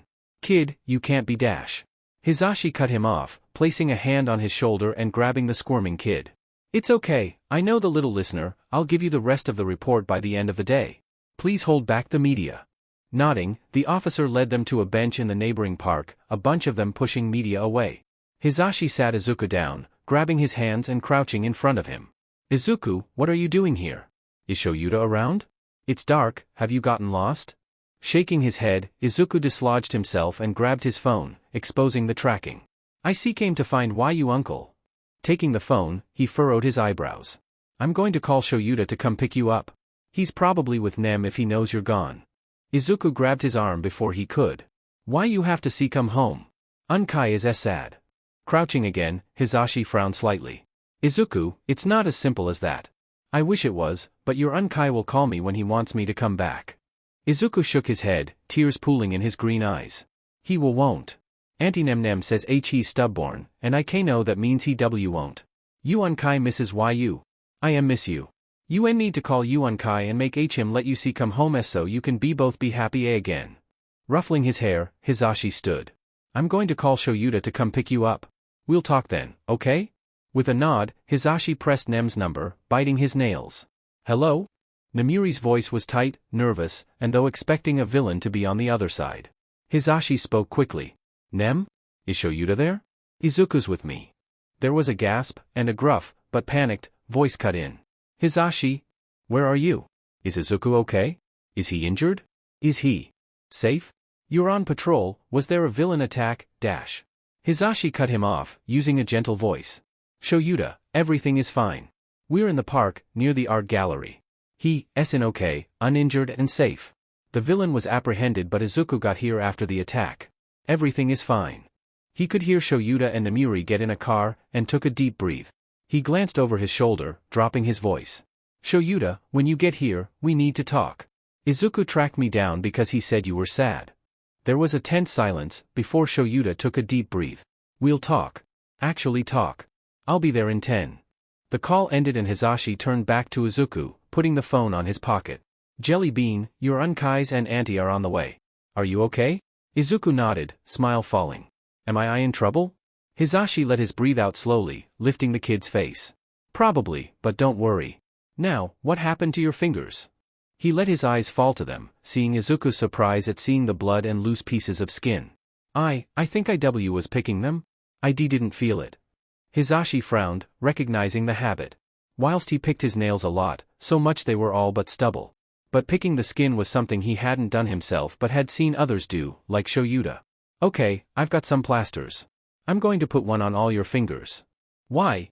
Hisashi smiled lightly, pulling the hero-themed plasters from one of his pouches.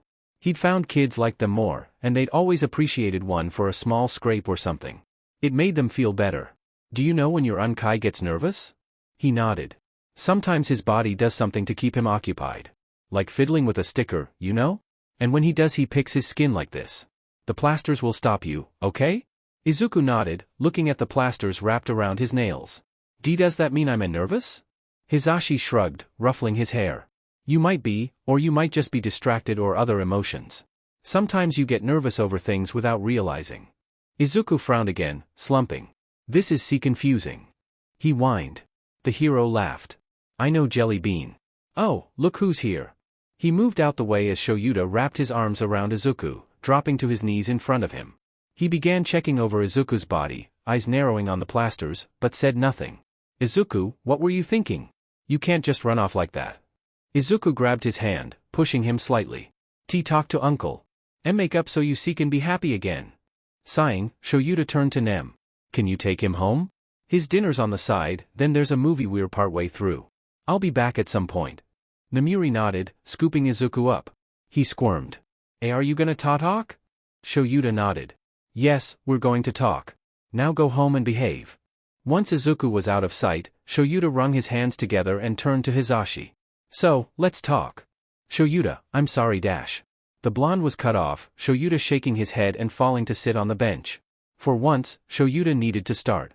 He needed to get the things that made his stomach twist out into the open, if not for the sake of a man he did truly love, then for the boy who'd gone out of and put himself in possible danger to get them together. I need a minute to get my thoughts in order.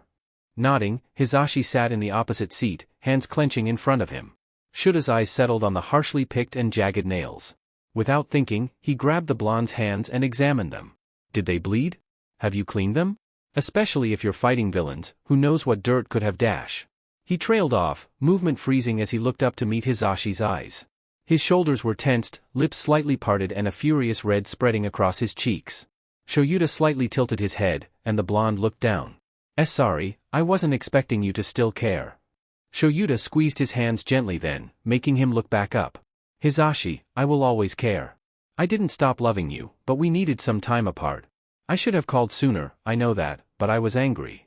He didn't miss the guilt flash in slightly dull eyes. No, stop Hisashi. Yes, I was angry at you, but not only you. I was angry before and after. And you shouted. I couldn't handle it. He took a deep breath, and Hisashi stayed quiet. Let's face it, we should have spoken a long time ago. I know I'm quiet, and sometimes it comes off as I don't care, but that's not true. It was one of the reasons I loved you. You never seemed to care that you had to come up with the conversation and fill most of the silence, and I enjoyed listening to you. I do have to admit though, I wasn't being truthful about how I felt. At the minute, I don't know. My sister's been dead for nearly 3 months and I still feel like she's just across the city. Izuku's been struggling, he's gotten better, but when you left I had to distract him. He doesn't know how to grieve. Then his father turned up and wants to take me to court. I can't do this alone, Hisashi, but I also can't do it with you if we can't communicate.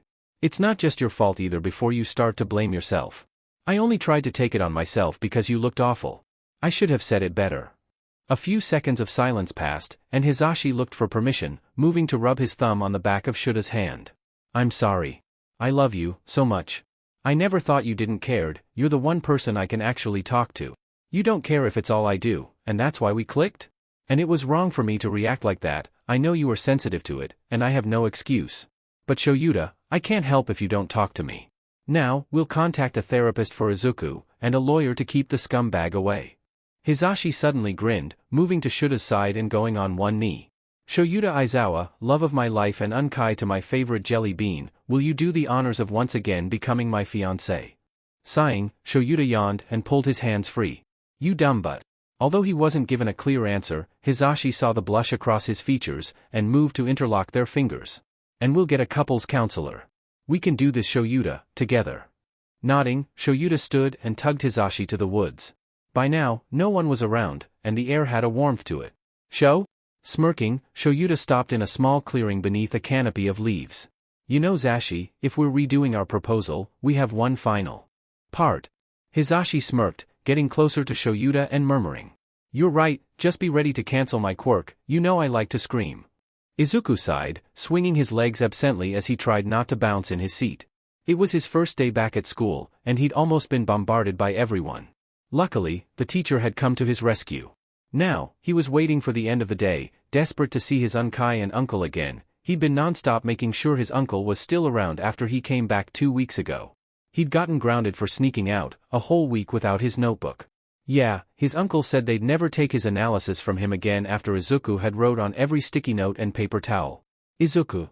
He jumped, looking to his teacher as she stared expectantly. Sorry miss. I didn't hear. Miss Yuta rolled her eyes, dropping her arm to her side. You've had a lengthy amount of time off, you should be paying attention. I said, can you tell me how many sides a pentagon has? His hand dropped to fiddle with his Unkie's bracelet beneath his sleeve, eyes widening a little as his stomach rolled. He didn't know. Denki furrowed his eyebrows, foot nudging his 5 times. F5? Miss Yuta nodded, moving on to the next one. Izuku smiled at Denki, who nodded with a grin. Lunch was before they realized, and Denki dragged Izuku to the hall. Come on Zukuin. I want you to meet my new friends. Nodding shyly, Izuku gripped Denki's sleeve, anxiousness building. Oh okay Kisan. The blonde led him to a large table, dropping him in the seat beside him. Guys. This is Izuku. Everyone stared at him, until one boy leant forward. Aren't you the quirkless kid? Izuku nodded slowly, and Denki furrowed his eyebrows when their faces scrunched. That's so weird. My mama said quirkless kids are defects. I know right? Papa said they're unnatural. My grandma is quirkless. She's so freaky. No one likes her. Guys. My parents told me that to stay away from the quirkless kid. I might catch it. Plus they said he doesn't even live with his parents. They sold him to his uncle. Huh. His own mother doesn't like him. Denki. Why did you bring him here? Yeah Denki. Did you not know? Make him go away. Do it Denki. I don't want to catch it. Izuku choked on his breath, eyes wide as he slid off the chair, fingers peeling away the skin on his fingers. His eyes were blank, his never-ending, fake, smile bright on his cheeks. Shut up you guys. Zukuin is cooler than all of you. Izuku giggled lightly, the sound haunting, and tugged in his best friend's jacket. It's okay Kisan, they didn't mean it. They're just being boys. I'm not hungry anyway, Uncle sure made me a big breakfast. I'll see you later.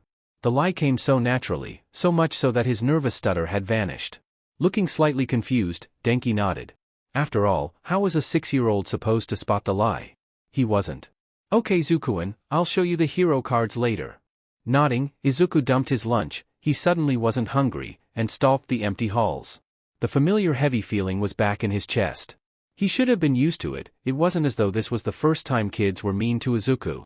But like his teachers had always said, boy will be boys, so Izuku shut up about it. He was happy he still had Kisan though, and now Kaken was sending him letters. His uncles were happy again and Paws was fully grown now. He had a good life, even if it was without his mama. Oi! Quirkless boy! Izuku turned slowly, head bent as 2 bigger boys sneered, getting close to him. Huh! You acted like that was your name. How funny. Loser. Shuffling, Izuku wasn't ready for the punch to his gut, and dropped to his knees with a gasp. Show us some respect dumb butt. On your knees when we're speaking to you. So, that's where Izuku stayed as he received a beating, mostly to his stomach, and where he remained after the bullies left. Wiping his eyes and fixing his clothes and taking deep breaths.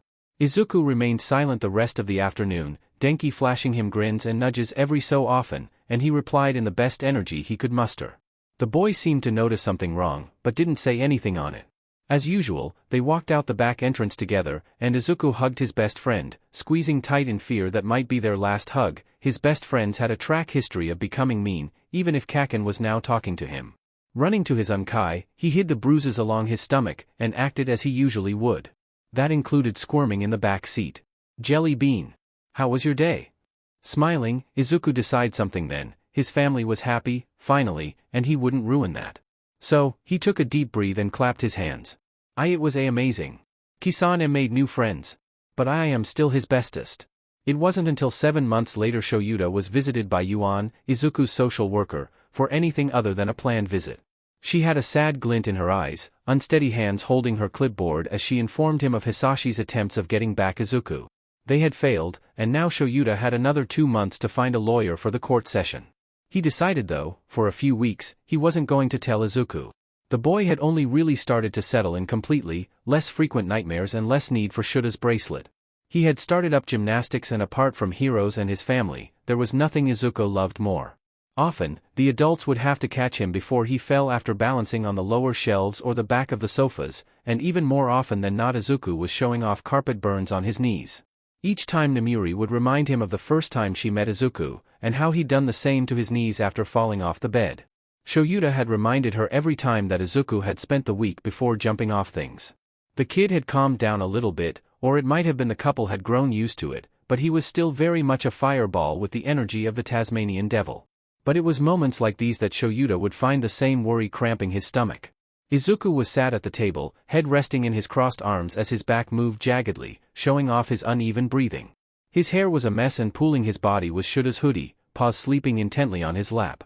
The plasters hiding all of his nails were scratched and falling off, the skin below a little red. Shouta had been back from patrol only a few minutes, enough to calm the silently sobbing kid, and felt tiredness tugging at his eyes. But his lettuce came first each and every time. Resting the mug in front of the kid, he tugged lightly on a curl. Marshmallow. Almost by muscle memory, Izuku held his hand out, palm up, and let the large gooey sweet drop into his hand. Marshmallow. He echoed, voice cracked and broken. Sitting opposite him, Shouta sipped his coffee. Did you have a story read to you or did you watch a show? He spoke softly, the sound more like monotone even as he tried, but Izuku didn't seem fazed. In fact, his body loosened slightly. Uncle sure read to me. He wouldn't let me watch the news. He pouted, nibbling on the fluffy food whilst Shouta chuckled. You're 7 Izuku, you should be watching movies, not villain fights. The boy pouted again, the corner of his lips quirking up. But I wanted to watch All Might. I need to finish my analysis. Laughing, Shouta waved his hand down. Even though Hisashi was deaf, it was a recent thing that had it coming for a while. He didn't want Izuku to wake up the whole flat block. Inside voice lettuce, it's early. Careful, it's still too hot. Izuku slumped back at Shouta's words, smiling a little and watching the steam. Unkie? He asked after a few seconds of silence, and Shouta hummed through his coffee. I missed you. Frowning, Shouta moved to crouch beside him, rubbing a tear from his cheek. The last 3 weeks had been hectic, and he'd only seen Izuku for an hour or two a day. He should have expected the kid to react like that. I missed you too. I'm sorry, Lettuce, I know I haven't been around too much but it shouldn't be for much longer. Do you need the bracelet again? He gestured to the thing on his wrist, and Izuku shook his head, diving into his Unkie's arms. And no, I can't know you'll come back for Uncle. Sighing, Shouta rubbed his back. I'll come back for you too, Lettuce. Now, drink your hot chocolate and we'll watch a movie. And that was how Hisashi found them the next morning, curled up on the sofa with the credits to a movie rolling, tucked under a blanket and paws enjoying their warmth. Izuku? The greenette jumped back into the other room, out of sight, when he saw the boy holding his uncle's hand. His eyes were the same purple as his untamed hair, dark shadows under them and pale skin. His gaze was emotionless, or blunt, for once, Izuku couldn't tell, as they stared at him. Shouta sighed and crouched, gently pulling the 7-year-old in front of him. Lettuce, this is Hitoshi. He'll be staying with us for a while. Izuku poked over Shouta's shoulder, before shying away and dropping his eyes to his Unkie's. His finger bent, nail toying at the loose skin around his thumbnail. Shouta pulled his wrists away immediately. Stop it, and you don't need to be nervous. For tonight, we're going to put plasters on your fingers, okay? Just in case. Looking down in shame, Izuku nodded and Shouta stood, Izuku quickly grabbing his hand. Hisashi looked down at Hitoshi, ruffling his hair. It's nothing against you, buddy, Jelly Bean gets nervously around people easily. Why don't we pick a movie? Izuku frowned further at those words, looking down as Shouta lifted him into the kitchen counter. He forced the boy to tuck his hands under his legs as he turned his back to him, looking through a cupboard. What is it? Looking up quickly, Izuku pushed the frown off his face and smiled weakly. What do you mean? Shouta pulled out the box of hero-themed plasters, wrapping one around the nail of each finger and both thumbs. He'd probably have to do that a few times until both boys were settled. You're quiet and frowning. Is it Hitoshi? Izuku quickly shook his head, gasping. And no. Shouta raised an eyebrow. So it's not him but something to do with him. Are you going to tell me or will I have to stock up on marshmallows? It had become very apparent that when something was troubling Izuku, he spent more nights tapping into the marshmallow funds. He could see the embarrassment on Izuku's face, but the boy remained tight-lipped. Sighing again, Shouta pulled him to sit on his hip. Help me with dinner? Izuku frowned at the plasters on his fingers, nudging them off slightly as he waited in line. For the first time they were allowed to flip off the beam, and he was more excited than ever. The kids around him, mostly girls but he didn't care, buzzed with the same excitement. But, as he was used to, stood a little away from him. It hadn't taken long for the news of his quirklessness to spread, and everyone had stayed away from him like he was a virus, but Izuku did not care. Because Mrs. Nozomi liked him, and thought he was amazing for a kid his age. He cheered slightly as he got to the front, the orange-eyed woman, whose quirk he had discovered made her bones stronger, flashed him a large smile. All right Izuku. You ready? He nodded excitedly, gripping her hand as he climbed onto the beam. He wobbled a little, and took a giddy breath. Now Izuku, you're very good at the flip, and we're going to go into the pit, okay? It's nice and squishy so you won't get carpet burn. Izuku's face flushed red, and Mrs. Nozomi laughed. Yes, your Unkie likes to tell me about the fun you have at home. Me and Susu are gonna stand on either side, so we can catch you if you fall, so can you let go of my hand when we reach the end? Nodding, Izuku balanced as he walked across the beam, face growing brighter as he reached the end. It was an inch away from a large hole in the ground, foam squares padding it completely. Susu, a more quiet instructor, gave him an encouraging smile and rose her feathered arms in preparation for the worst. He slowly let go of Mrs. Nozomi's hand, taking a deep breath. He couldn't tell if the churning in his stomach was from excitement or nervousness, but as he watched the girl who'd gone before him jump in front of her parents and squealed, he grinned further. He bent his knees, muscles taking over as he once again performed his current favorite trick. His feet left the beam in a spring as he pushed, body curling as he flipped. He felt the rush of the air beside his ear and cheered as he flopped into the pit, pushing the cubes that had fallen on him. He clambered to the side, hearing his instructor's congratulations, and climbed clumsily out. Just like the others, he stood tall and looked to where his Unkie was sitting. Or at least, had been. His stuff was still there, but his Unkie was missing from where he had. Izuku's eyes moved to the door as he swung open, just catching sight of the man walking out, phone pressed to his ear. Izuku's gut sunk a little, realizing Shouta probably hadn't seen his flip, before he shook it out of his head and ran to fish for his water bottle. Shouta didn't return as he did his second, or third, flip, and not even as they cooled down. So, he sat and waited, coat pulled on and bag mostly packed. His legs swung slightly as he watched everyone else leave their parents, looking at the door expectantly. As Susu cleared away, Mrs. Nozomi came and crouched in front of him, frowning at her phone slightly. Your Unkie had to run off, and your auntie is running late. Why don't we do some more flips? Pushing his frown back, Izuku quickly pulled his coat off and nodded. Why yes please.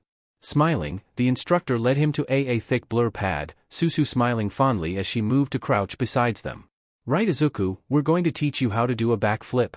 You were so good at the front flip. He cheered in excitement, and Susu laughed lightly. You're one of our best students Litlen, we do hope to see you get so much better as you grow. Mrs. Nozomi smiled. Yes, but listen to me Izuku. This flip you cannot do unless your Unkie or us are with you, not until you can do it properly. Flipping is dangerous anyway, but this is very dangerous. Can you promise me? Izuku nodded sternly, placing his hand on his heart. I promise. I won, even show pause. Laughing, the instructors held onto Izuku carefully as she showed him how to flip, keeping a hold of his waist each time. By the 6th or 7th time, all Izuku knew was that he was having so much fun, they dropped to only Nozomi holding on to him. They were a few flips away from Izuku being independent, with extreme padding and ready instructors, when the door opened. I'm so sorry. There was an accident and the roads are backed up. Izuku ran into his aunt's legs, hugging her tightly and squishing his face into the thin material of her tights. The top of her leather skirt brushed his head. Auntie and Nem. His hair was patted, and the instructors smiled. You must be Nemuri? Nem nodded, bowing slightly. I'm sorry once again, was Izuku okay? Mrs. Nozomi grinned. Always. He's one of our best, polite, and skilled. If anyone, we're happy it's him we're staying back for. Laughing, Nem ushered him to get his coat on. He's a sweetheart. Shouta says he apologize in person next session, we should be heading off, do you need any help? And so the nephew and auntie were shooed away, with Izuku's loud and excited goodbyes, before hooking his hands in Nemuri's and skipping besides her. You had a good session? Izuku nodded, humming excitedly as he took a deep breath. We did F-flips. It was so cool. Like I was flying. Mrs. Nozomi says I did it perfectly so I got to do the back flips too. Although she says I'm not allowed to do them without them or Unkie watching me, which is sad but I promised so I won't. Did you see? I hoped Unkie got to see me flip before he had to go. It was so cool. I jumped into his H-hole with squishy boxes. Laughing, Nemuri buckled him in the back seat and ruffled his hair. Calm down sweetie, and yes I did see, you did so well. Now, shall we get food on the way home? Your uncle should be home, Izuku, so don't worry. The lettuce nodded as he clung to his aunt's leg, worryingly scratching the plasters as they moved down towards his home. His dinner, brought and half scoffed down by the women he loved so dearly, sat heavy on his stomach. He had a bad feeling. He could see the light from his home under the door, and perked up a little. Nemuri pushed the door open, ushering him and gently calling out. Go on in sweetie, I've got to go home. See you tomorrow? He nodded, hugged his aunt before toeing off his shoes. He frowned as he moved to the door of the kitchen. Sat on the table was Hitoshi, scribbling on a piece of papers with the old crayons, half slurping katsudon from the bowl as Hisashi ruffled his hair, pointing out different parts and questioning him on them. Shouta was sat slightly to the other side, grumbling out warnings for the hot food and the hazard of choking. They were all smiling, were all happy. His unkie and uncle didn't look at Hitoshi with the same sad glint as they did to him. But Izuku remembered why. Hitoshi was simply living with them in foster care because of his quirk. Something Izuku himself lacked. Shouta looked to his direction, before waving him forward. I didn't hear you come in, Izuku. Has Nem left? Nodding, Izuku stalked forward, squirming slightly as he was lifted to Shouta's lap. Hitoshi was staring at him with the same eyes he always did, and once again Izuku didn't know what he was feeling. He felt defenseless against him. How was gymnastics, jelly bean? Izuku chirped up a little, and faked the rest of his happiness. Wed did flips. Did YUSC Unkai? The man frowned, ruffling his hair. Sorry lettuce, I was needed for work. I'll see next week, okay? The 7-year-old failed to read between the lines, and realized that Shouta was still in his hero clothes with slightly red eyes, and faltered as his mind skipped to other things. Like sitting with his uncle and Hitoshi as though they were a happy family. He couldn't blame them though, he was quirkless after all. He couldn't expect them to be happy with him present. Instead, Izuku morphed his feelings to be happy they were happy, with or without him. It's okay. Can I go to bed? Frowning, Shouta raised an eyebrow. Are you not hungry? We made katsudon. Izuku shook his head, pulling the small toy out his pocket. Auntie Nem got me food. Nodding, Shouta put him to his feet. Do you want me to come and read to you? Izuku's eyes scanned over the table, finding Hisashi murmuring to Hitoshi and passing him another color, and shook his head with a big smile. And no, it's okay. He skipped off before any more could be said. Skipped off, smile falling. Paws was curled on his bed, atop the old hoodie that Izuku suddenly felt the urge to put on. So he shut the door and changed into his pajamas, choosing to ignore the dark purple bruises across his stomach and chest, and probably back. He was used to seeing them, hiding them. In fact, he was very good at it. Choosing not to venture back out to brush his teeth, he grabbed his book and pulled the hoodie on, stroking Paws for a minute. In the 3 days Hitoshi had been here, Paws had remained by his side and he didn't think he could be more grateful. Of course, Skit and Stray spent most their time sleeping on the shelves, and Patch attached to Hisashi's shoulders, but that wasn't any different. So, he turned off the main light and turned his lamp on, curling up with Paws and opening the book. He only understood a few words, but as he read, he pushed his unkai's voice in, finding comfort. And that's how he fell asleep. You boys ready for school? Izuku nodded, pulling his yellow backpack on as he crouched to scratch Paws' ear. Hitoshi lingered behind slightly, Hisashi moving to ruffle his hair. All morning had been spent trying to brush it, and Izuku's curls had been forgotten. Well, almost. Shouta eyed in as he yawned. Good, let's get going. Miss Yuta is expecting us early. Izuku's eyes flashed, and he jumped up. I nearly forgot. He cut into his bedroom, hunting through his drawers, anxiety increasing. Shouta appeared at the door. Lettuce, what are you looking for? He let out a panicked breath. Kaken's letter. Shouta raised an eyebrow. The one about becoming heroes? Izuku nodded, and Shouta moved to look around the house. 5 minutes later Shouta and Hisashi walked into his bedroom, soft features on their face. They knew that the letter was important to him, that even though it was months old he'd carried it around with him and kept it all but perfect. That's what made this conversation difficult. Lettuce. Shouta moved to sit down, pulling him onto his lap. Izuku squirmed. Did you find it? Shaking his head, Shouta ran a hand through his hair. Zashi took it out your pocket the other day before putting it in the wash. When Hitoshi did the recycling, he didn't realize. I'm sorry lettuce. If they'd been expecting crying to yelling, they didn't get it. Instead, Izuku's shoulders slumped slightly and he nodded, eyes dulling. Oh, okay. Zukuin. You playing with us? Izuku shook his head, grinning to his blonde friend while holding his book. And not today Keiki-san. I'm learning sign language. Denki frowned slightly, raising an eyebrow. Sign language? He was aware of Hitoshi staring at him from the other side of the room, and watched as his bullies watched him from the other side. He felt like a chained dog, being tormented for entertainment. Izuku had seen that on a documentary before living with his unkai. Yeah. Uncle, sure L lost his hearing so I'm learning sign language so he knows what I'm saying even without his hearing aids. The blonde eyes blew wide, mouth dropping open. That's so cool Zukuin. Can I learn with you? It can be like our secret language at school. Izuku laughed, grabbing Denki's arm with his free hand as the two jumped excitedly. Oh, or when we're he-heroes. And I've decided on my he-hero name. Denki widened his eyes even wider, jumping up and down and sending shocks to his hair, subconsciously letting go of Izuku. What? What is it? Before Izuku could answer, Denki's name was shouted by a boy by the door, and he looped an arm around Izuku. Gotta go, Zukuin. I'll see you later. Izuku waved goodbye and watched his best friend run off, heading towards his seat. Hitoshi was there when he arrived. Shouta said to give you this because you ran off. Izuku gingerly held out his hand, flinching slightly when a chocolate bar dropped in his hand. Thank you. He dropped it into his bag and slid into his seat, putting the book down. Break passed quickly, and soon enough Denki was dropping beside him, snatching the book and mimicking the image on the page. Hitoshi was watching the exchange of the boys, and the bright smile on Izuku's face as he whined for it back. Fine. But only because you're being a child. Izuku giggled, kicking his friend's chair and laughing at Denki's yelp. Meanie. Baby. Z-zappy. Smarty pants. Alright class. Quiet down. Izuku stuck his tongue out before turning his attention to the teacher, giggling slightly. Mrs. Yuta had a thin-lipped smile, eyes half-lidded and face pale as she dropped into her seat. Mother's Day is coming up, so for this lesson you will be writing a poem about the favorite things about your own mamas. Denki's eyes moved to Izuku, who had gone tense.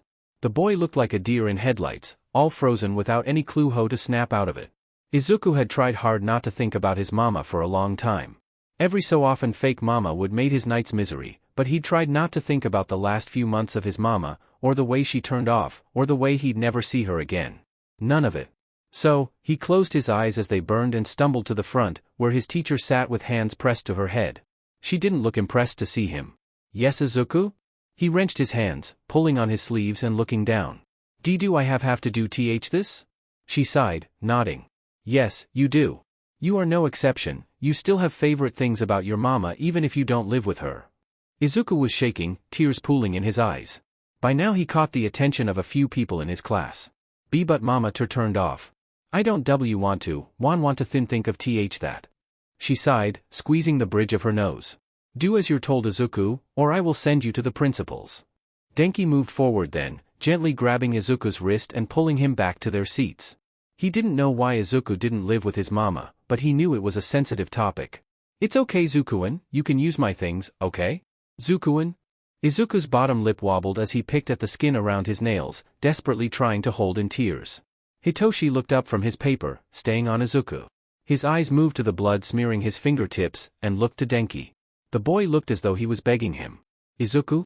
The greenette didn't look up, murmuring a yeah, before his body froze, eyes clouded. Hitoshi sighed. Stop picking your fingers. The command stuck with Izuku's weak mind even as the hold was released, and instead his hands clenched his hands into his sleeves. Denki frowned, quickly writing down before taking Izuku's paper and making some things up. The class wasn't given any more work to do throughout the day, and yet Izuku didn't make a sound, didn't move, not until Denki directed him out the school at the end of the day. The reason why, fake mama was watching him the entire time. 2 days had passed since Izuku's near breakdown at school, and the boy became increasingly more nervous as it got closer to Mother's Day. Shouta and Hisashi had noticed something wrong immediately, and had tried everything they could think of, but Izuku just stayed jumpy and nervous, eyes constantly glossy. After all, it was the first Mother's Day since she passed. It was nearly dark on a Friday night. Izuku huddled up on the beanbag and watching the laptop absently, paused beside him. You shouldn't do that. Izuku jumped, spinning to look at Hitoshi as he lingered in the doorway. Looking down at his fingers, he realized he had picked the plaster off, the skin around his nail on his thumb bleeding slightly, angry and red. His eyes widened as he dived into his drawers, replacing the plaster quickly. You should stop it. Izuku didn't say anything, subconsciously pulling on the sleeves of Shouta's hoodie. He felt boxed in, the same crawling up the back he got when his bullies walked into a room. The bruise on his side whined and he furrowed his eyebrows. Hitoshi wasn't a bully, in fact he had barely said a word to Izuku since moving in. Hisashi says you do it because you get fidgety when you get nervous. I don't understand. Izuku had to clench his fists as he felt his fingers grazing across plaster. He didn't like them talking about him, no one ever said anything good. Izuku dipped his head. Sorry. The boy shrugged, eyes not leaving Izuku. Shouta told me to get you for dinner. And with that, he vanished. Izuku waited a minute, stroking paws for reassurance and walking slowly into the kitchen. They were in a comfortable silence, his Unkie cooking dinner whilst Hisashi showed something to Hitoshi on his phone. Jelly bean. Izuku jumped as his uncle caught sight of him, waving. Shouta didn't look over his shoulder. You skipped lunch. I've made you a larger portion. Nodding, Izuku climbed onto his seat. Hisashi suddenly gasped, turning to Hitoshi. Remember kiddo, your mum and sister are coming to spend the day with you tomorrow. Just like scheduled. The purple-haired boy nodding, eyes suddenly moving to Izuku. Is your mum coming tomorrow too? Izuku tensed, and Shouta froze, spoon slipping into the meal as Hisashi jumped slightly. Oh. No, Toshi. I'll explain later kiddo. The boy furrowed his eyebrows, and Izuku turned his head down. Why? I don't understand. Izuku looked to the corner of his eyes, fake mama's dead eyes lingering down the hall. And mama too turned off. Shouta frowned, scooping the kid up and settling him on his hip. Me and Lettuce are going for a walk. Can you save us some dinner? Something flashed in Hisashi's eyes and he nodded, looking to Izuku. Be safe out there. Get some marshmallows. He nodded and took the boy into the hall, pulling their shoes on. Neither said a word, Izuku silently sitting on his Unkie's hips, as Shouta buckled them in the car, setting off. Izuku was leaning against the back, eyebrows slightly furrowed. He slightly recognized the route, but couldn't think where. Izuku. He didn't look up, fiddling with the plasters slightly. There was an edge to his Unkie's voice that Izuku didn't like. We're going to see your mama, I think it will be good for you. Izuku tensed, looking up with tears in his eyes. Why? And mama isn't there. Shouta shushed him, pulling into the side of the cemetery. Izuku, do you remember what I told you about nightmares? And how it's illogical and impossible for them to be real? Izuku nodded, and Shouta moved to sit in the empty seat beside him, pulling the kid onto his lap. Fake mama is just a nightmare. She can't hurt you, I wouldn't let her. You know that right? Izuku was shaking like a leaf in his arms, and nodded slowly. We'll take it slow, okay? It took nearly 20 minutes for Shouta to carry Izuku towards the grave, the boy hyperventilating a few times along the way. He had his eyes clenched shut, and Shouta sat down next to it, rubbing soothing circles into Izuku's back. See? Sometimes, even though your mama isn't with us, her spirit is here, and it's nice to be with them. After a few more minutes Izuku opened his eyes, and shifted slightly, reaching out to pull his hand against the stone. His body lurched as he was through into sobs. I am miss my mama. I want mama back. He soothed him, letting the kid cry it out. Eventually, he dropped to sniffles. Did she leave? Sighing, Shouta blinked away his own tears. Because this world wasn't right for her, so she's waiting for you in the next place. You can't let this world get to you Izuku, if it gets too much, you tell me. Izuku took a ragged breath. But it's important for you to move on Izuku, your mama wouldn't want you to hold on to it, because that's when you get sad. It will always make you sad, but if you only remember the end then you'll always be sad. You've got to remember the happy moments. Izuku nodded, rubbing his face shakily. Like when SCW would make cookies and we'd watch MOV movies? Shouta nodded. Yeah, like that. Mama. Time to wakey. The 3-year-old giggled as he barged the door open, jumping on the bed. The figure in it stirred, rubbing her eyes as she sat up, using the pillow as leverage. She looked young, bright green eyes and an even brighter smile. Her hair, even though knotted from sleep, fell to her elbows in perfect waves, bouncing lightly as she laughed. Her slim, but not without a healthy and cuddly amount of fat, body pushed against the headboard just in time as the child leapt forward, wrapping his chubby arms around her neck. His skin glowed in joy, freckles like stars and green eyes shining with an innocence no one but him deserved. His hair was a thick mass of curls, green and black strands twisting together. Good morning Izuku, what's got you so excited? The boy pulled back, kneeling on his mother's lap as he vibrated on the spot. There was a mischievous look on his face, smile quirked up in an attempt not to smile as he shook his head, squeezing his teddy tighter. I'm not excited. I'm not. Laughing, Inko patted his head, pulling the blanket off herself. Okay then duck, shall we go make brie dash? Izuku yelps, jumping over his mother's lap and pushing the blanket back, shaking his head. And no. Mama. Stay in bed. You have to stay in bed. Raising an eyebrow, Inko settled back and moved to sit her boy on her lap. Oh? And why is that duck? With wide eyes, Izuku looked back out the door, finger grazing his thumbnail, before startling back to his mama. I want to cuddle. Ignoring the obvious lie, Inko laughed and wrapped her hands around his waist, pulling him into her side and resting her cheek on his curls. Okay, we'll cuddle. How did you sleep duck? Izuku pushed his face into his mother's side, inhaling the scent of her clothes. She always smelled like lavender. Good. I had a dream that me and Kaken were heroes. We were super cool and saved lots of people. Smiling, Inko ruffled his hair and kissed the top of his head. That's amazing. You're certainly my hero, Izuku. Squirming slightly, Izuku grabbed one of Inko's hands with both his own, fiddling with her fingers. Mama? Inko hummed. Yes? I'm going to become a hero for you, Mama, and when I do you'll never have to work again. Izuku wasn't stupid, he had heard his mama crying the night before. Then young nurse had seen many patients die, it was part of the job, but never one as young as yesterday. He had looked too much like her own boy. Ah, cuddles without me? Both looked up at the figure in the doorway, eyes lighting up further. He filled up the doorway, broad shoulders and thick muscles, light hair and freckles, very few and very weak, mind that. I brought pancakes. Inko's eyes widened, and she dug her fingers into his sides, smiling at his yelping and giggles. Oh? Now I know why you were being cheeky this morning. The kid squealed as Hisashi put down the pancakes down on the bedside table and sitting on the other side, blowing raspberries into his stomach as his mama moved to attack his feet. Mama. Peepa papa. Ah. St stop. He yelled through his laughter, and after a few minutes they let him go, laughing as he wheezed. Once regaining his breath, he sat up and pouted. Mama. Papa. You're meanies. Hisashi laughed, poking his cheek. And here I thought you loved us. Peace. He held up a pancake, and Izuku grinned, taking a big bite of it. Hisashi leant over his head to kiss Inko, handing her a pancake. Izuku woke me up at the crack of dawn and begged me to stay home today. He said you needed us. The boy was oblivious to the murmur, and Inko sighed. You didn't have to, I would have been fine. Before another word could be said, Izuku's hand swatted up and he whined through his pancakes. Stop having adult words. Laughing again, Hisashi wiped crumbs from his mouth. Don't speak with your mouth full, little hero. Speaking of, you're nearly 4, Izuku. The boy nodded, eagerly chewing and swallowing, grinning as he did so. I get my quirk soon. I'm going to be a hero for Mama. Inko and Hisashi smiled, hugging him tight. That's right, Duck, you're going to be the best hero no matter what. Izuku sunk into their embrace, eyes closing with the wish that it never ended. But of course, like every time, Izuku had to open his eyes. Izuku's gut throbbed as he got the scent of lavender. Green, dull, eyes flashed in his mind, but he pushed it down and tried to remember times when his mama's eyes had been full of life.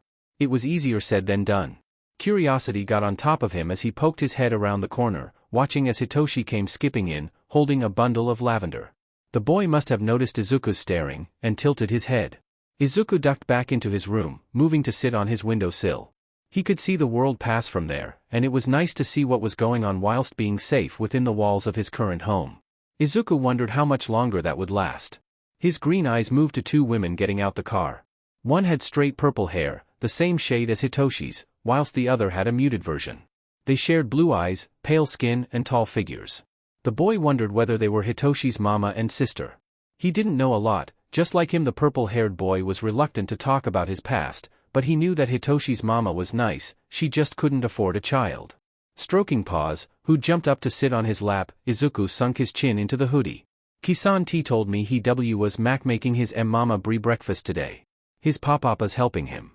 The cat mewed, as if understanding him, and Izuku scratched behind her ears. Where's your mama paws?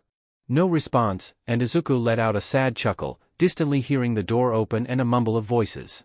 His unkie and uncle had worked hard this morning, preparing for their guests. Izuku had made sure to stay out the way. His unkie had looked sad since the previous night, and Izuku was almost positive it was his fault. Huffing, he rubbed his eyes and stifled a yawn.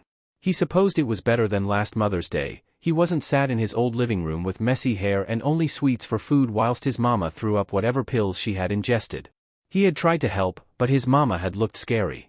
Sunken eyes and a cracked-lipped frown.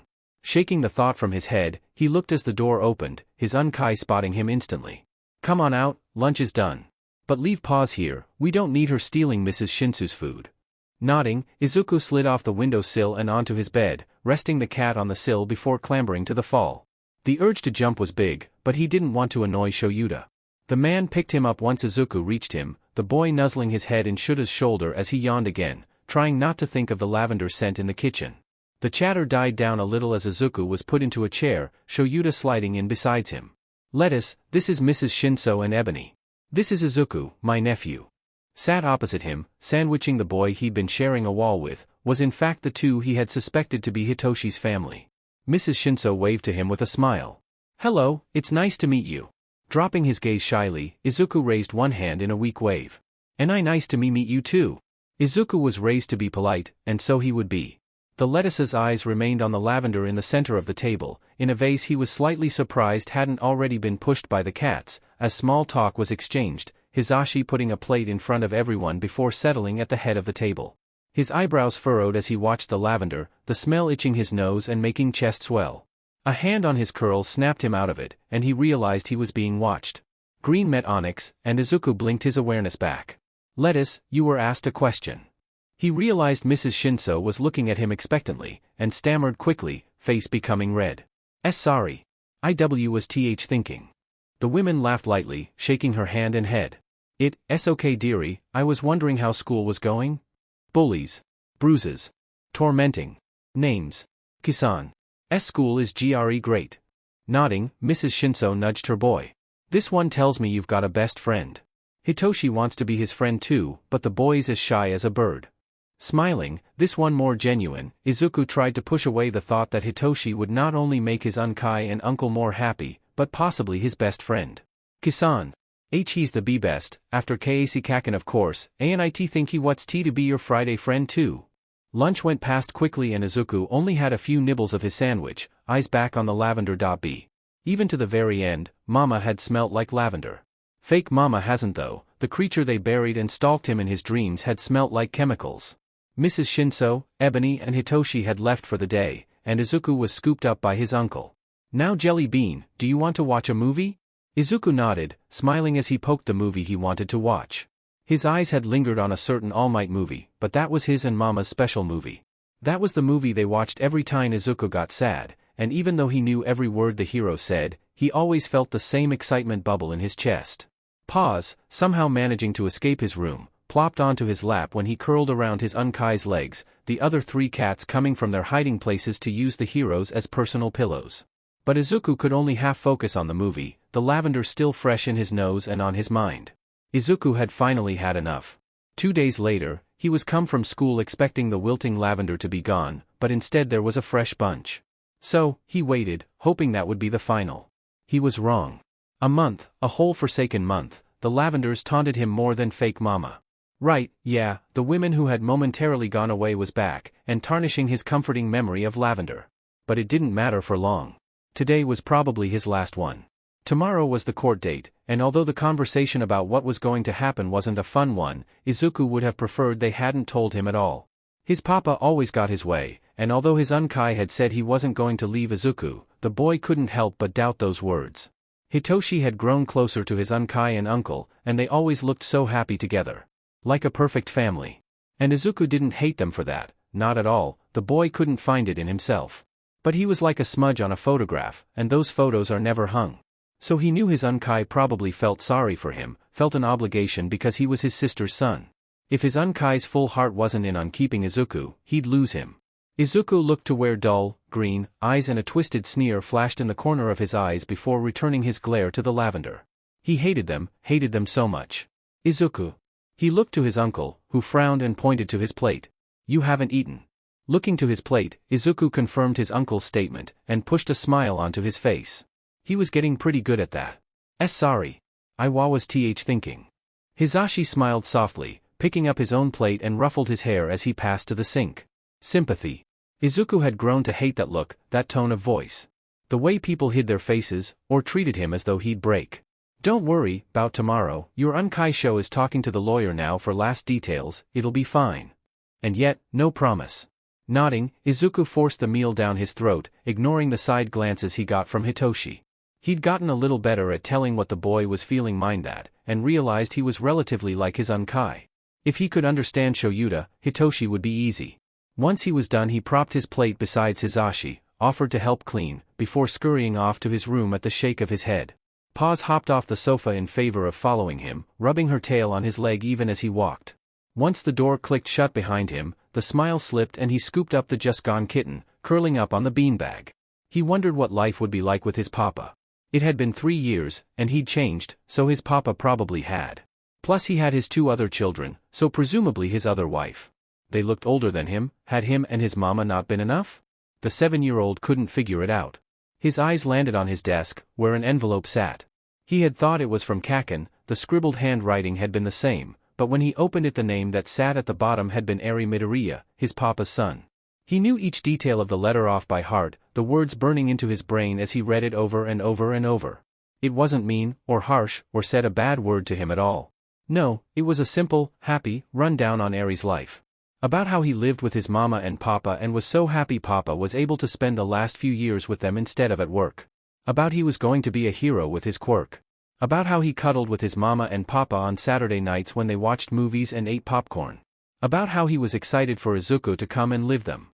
About how weird it was Izuku was quirkless and how his papa said Izuku would make Eri stronger. His papa had left Izuku for a better life. He'd made Izuku's mama sad because he had another family. A better family.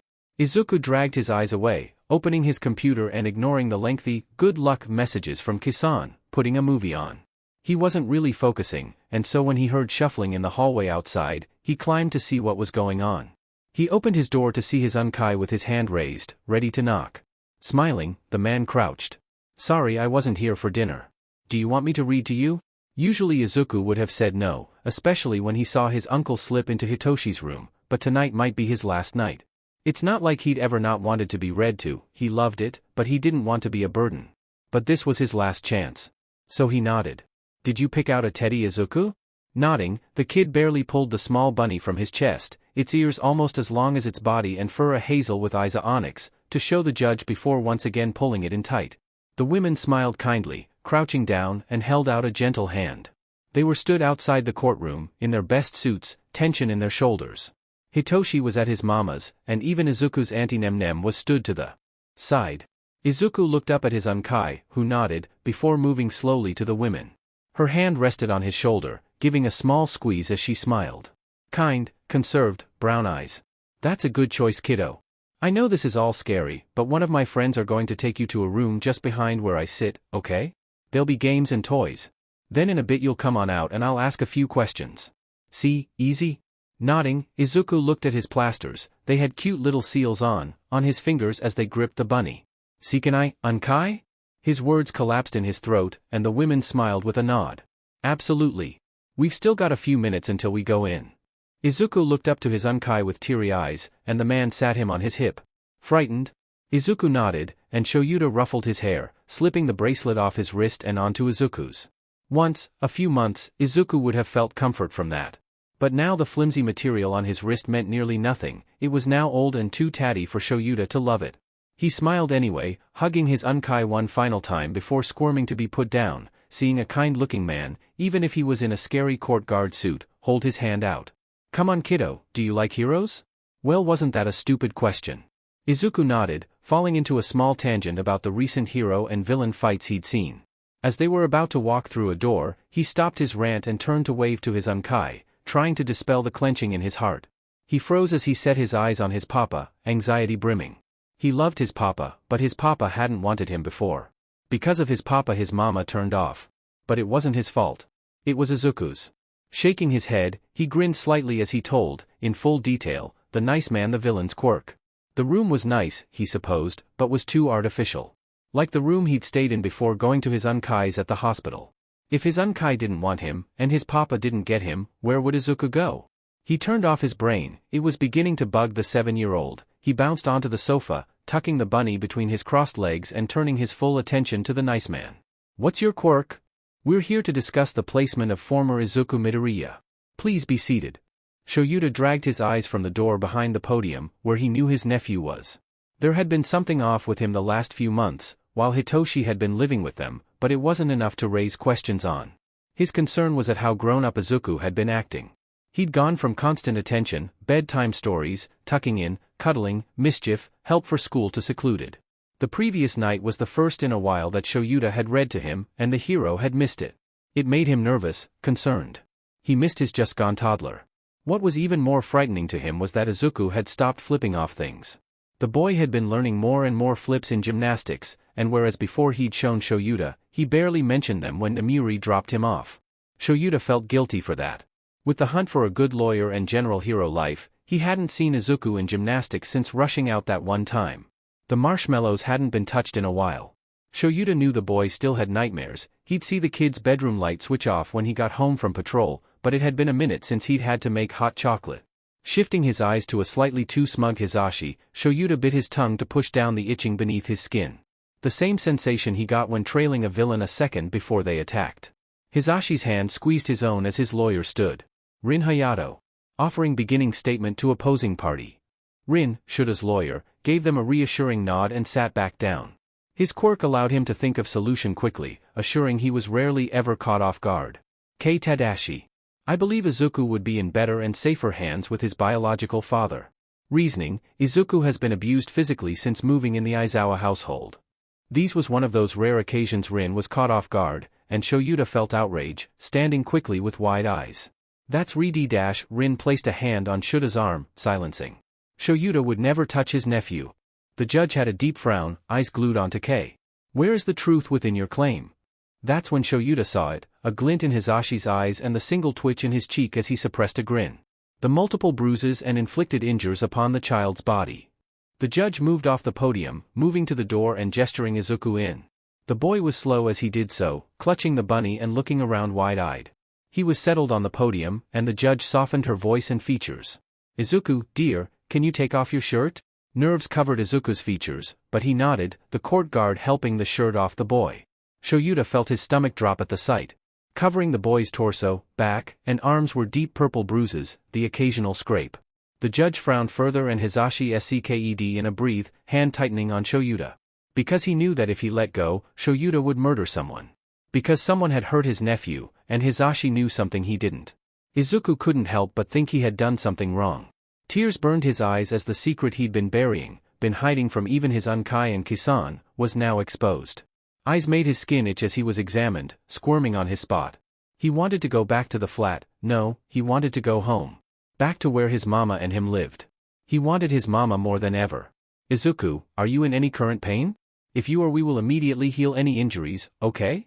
Izuku shook his head to the judge, looking down in shame.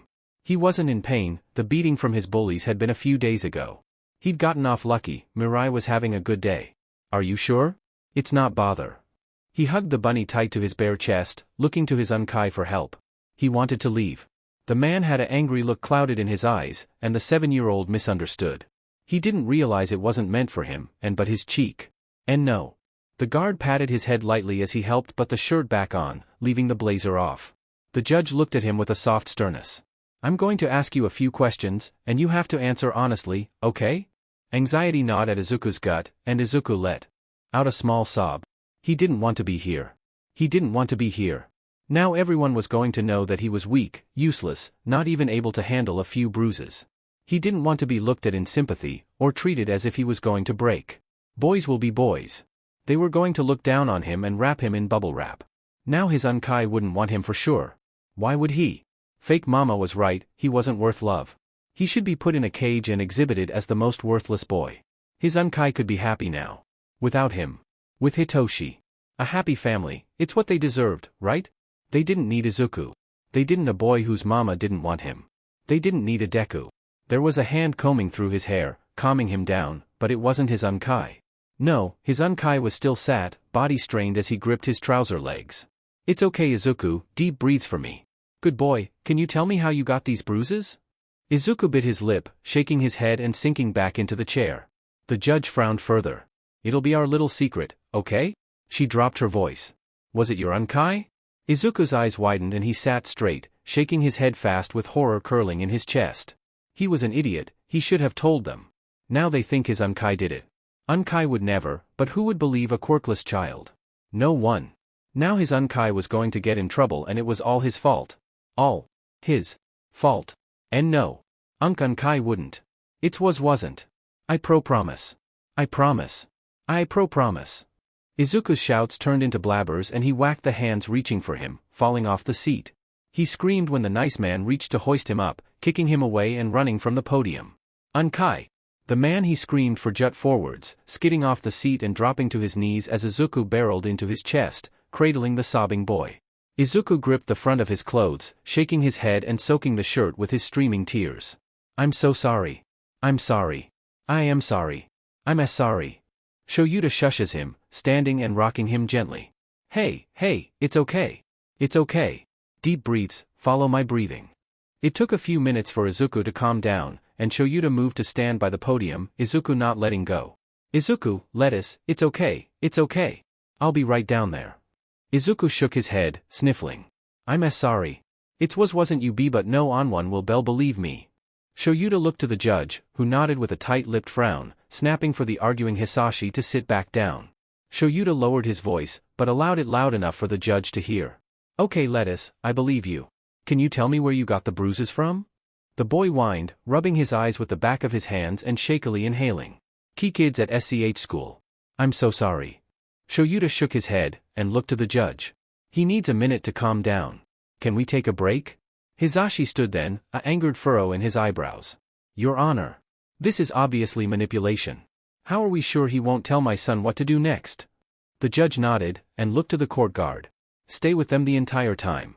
Watch for any suspicious behavior. Court will continue in 10 minutes. Shouta nodded in thanks, sitting Izuku on his hips and following the guard. Izuku didn't even notice they had left until a hand ruffled his hair. Izuku, look at me.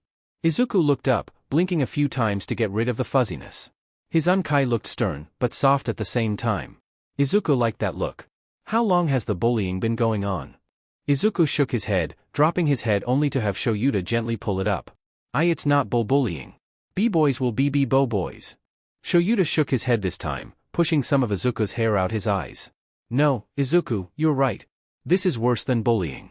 I need to know how long you've been hiding it from me. Izuku took in a shuddered breath, pushing his head back into Shouta's chest. Since Kisuke-san made new Friday friends. But Kiki-san doesn't know. I'm so sorry. Shouta took a deep breath, stroking Izuku's head. You don't need to apologize. Can you stay awake for me, please? It won't be long until we can go home. And yet, no promise. Shouta didn't like the idea of leaving Izuku up on the podium by himself. True, the judge and court guard were there, but Izuku was by himself. In his head at least. The Unkie looked at Izuku one judging, concerned and DMN right frightened, run over one last time before settling him into the seat. Izuku needed him right now, but he had a stupid court session to complete. The dark bruises covering Izuku's body flickered in his mind, and his heart once again squeezed. For months Izuku had been bullied and beaten, and had told nobody, before apologizing. He didn't think anyone would believe him, and so he'd hidden it. Had this been going on before? And for how long? The kid was scared it was his fault. And that wasn't right.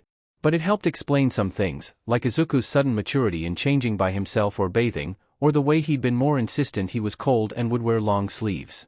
Shouta had mistakenly thought it was a coping mechanism, like the way he dipped his chin into Shouta's old hoodie as his eyes glossed. How wrong he had been. He didn't, however, explain everything. And that scared Shouta. Rin was sure they'd win the case. He had legal care over Izuku, Hisashi had signed off his custody, and he had a few tricks up his sleeves. But the doubt was there. Hisashi was his biological father, had 2 other kids, a possibly larger house, a more stable income, a safer job. Being an underground hero was a big advantage but an equally big disadvantage. He was seen as more responsible in the eyes of the law, he had an advantage as he was seen as a hero. But he was an underground hero, someone who hid from the media and went on more dangerous, low-stream cases. He wasn't catching buildings, but he was following villain bosses into their lairs. He could leave one night and not come back much easier than above-ground heroes. If Izuku was still hiding things, then the case might go the opposite direction. How much did Hisashi know? And how many curveballs like that would he throw? Taking a deep breath, he pushed strands of green hair out of Izuku's face, rubbing the tears from his cheeks. Just down there, okay? Izuku gripped his sleeve as he stood, green eyes wide with pure pain in the orbs. His face was slack though, as it had been the days after Inko's funeral. I'm as sorry. Shaking his head, Shouta ruffled his hair.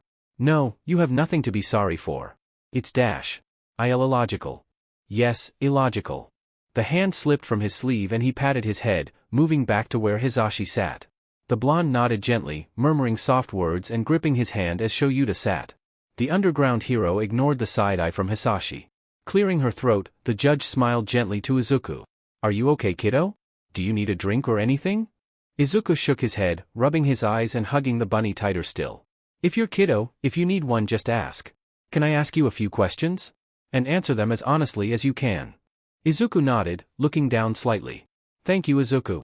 Now, can you tell me what it was like living with your papa? The boy nodded, liking his lips and thinking for a minute. Papa was busy a lot. He wasn't ho-homo on the weekends or on the whole holidays, but mama was really happy when he came back. He'd make mama pancakes when she was sad and ask me what quirk it think I would have. She nodded, urging him to carry on. Izuku clenched his eyes shut as tears ran down his cheeks. Sometimes Papa was mean. He got angry with mama if she asked him to stay. Papa didn't want to spend tea time with me either. He made mama sad when he said he wasn't coming home. Was useless to him. The judge nodded, dropping her voice further. Did he say you were useless to him? Izuku's eyes flew open, green eyes moving to Hisashi in a fearful second before shaking his head. And no. The lie was obvious to the simmering Shouta and the judge. Okay kiddo, how about your uncle? How is it living with Shouta? Green eyes met Onyx, but Izuku wasn't really there. He smiled gently. I'll like living with Unkie. He's nice and ma makes me hot chocolate when I have a nightmare. I'm allowed 15 small marshmallows and 1 big one tea to have while I eat cools. He has cats too. Papa's is my favorite. Unkie took me to gymnastics and says I can be a hero on one day. I love Unkie, but... He trailed off and Shouta felt his eyes burning as Izuku looked down. The judge squeezed his shoulder reassuringly. But what Izuku? It doesn't matter. Shouta took in a shaky breath and watched as a decision set in the judge's eyes. She ruffled his hair and looked to the fighting adults. This is a difficult choose, and I'd like to prolong the court date to allow me time to make a suitable decision. On one hand, Hisashi is Izuku's biological father and has a more stable and child-friendly life. He has known the kiddo since birth and is more suited to understand his tendencies and behavior. However, he had a strong reaction to Izuku's presentation, and while that might be in shock, it has clearly affected Izuku.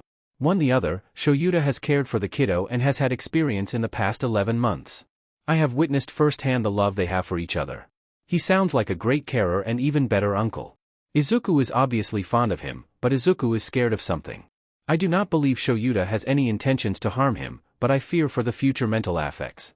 Shouta furrowed his eyebrows, world freezing at the next words. Until the next court session, where you will present your arguments to me in writing form 3 days beforehand, Izuku will be placed into emergency foster care. Izuku screamed, pushing his foster mother away from him. It was futile, the hug she wrapped him in wasn't budging, but he still didn't want to be in it. Mrs. Tomoko wasn't mean in any sense, the 3 days he'd been here she'd been nothing but kind. But Izuku didn't want her, he wanted his Unkie. So, he'd screamed and fought from the second he was ripped from the courtroom, not even allowed to give him a hug. Now he understood why Shouta hadn't promised him they'd go home, because Izuku wouldn't. He'd been sent away because he was bad.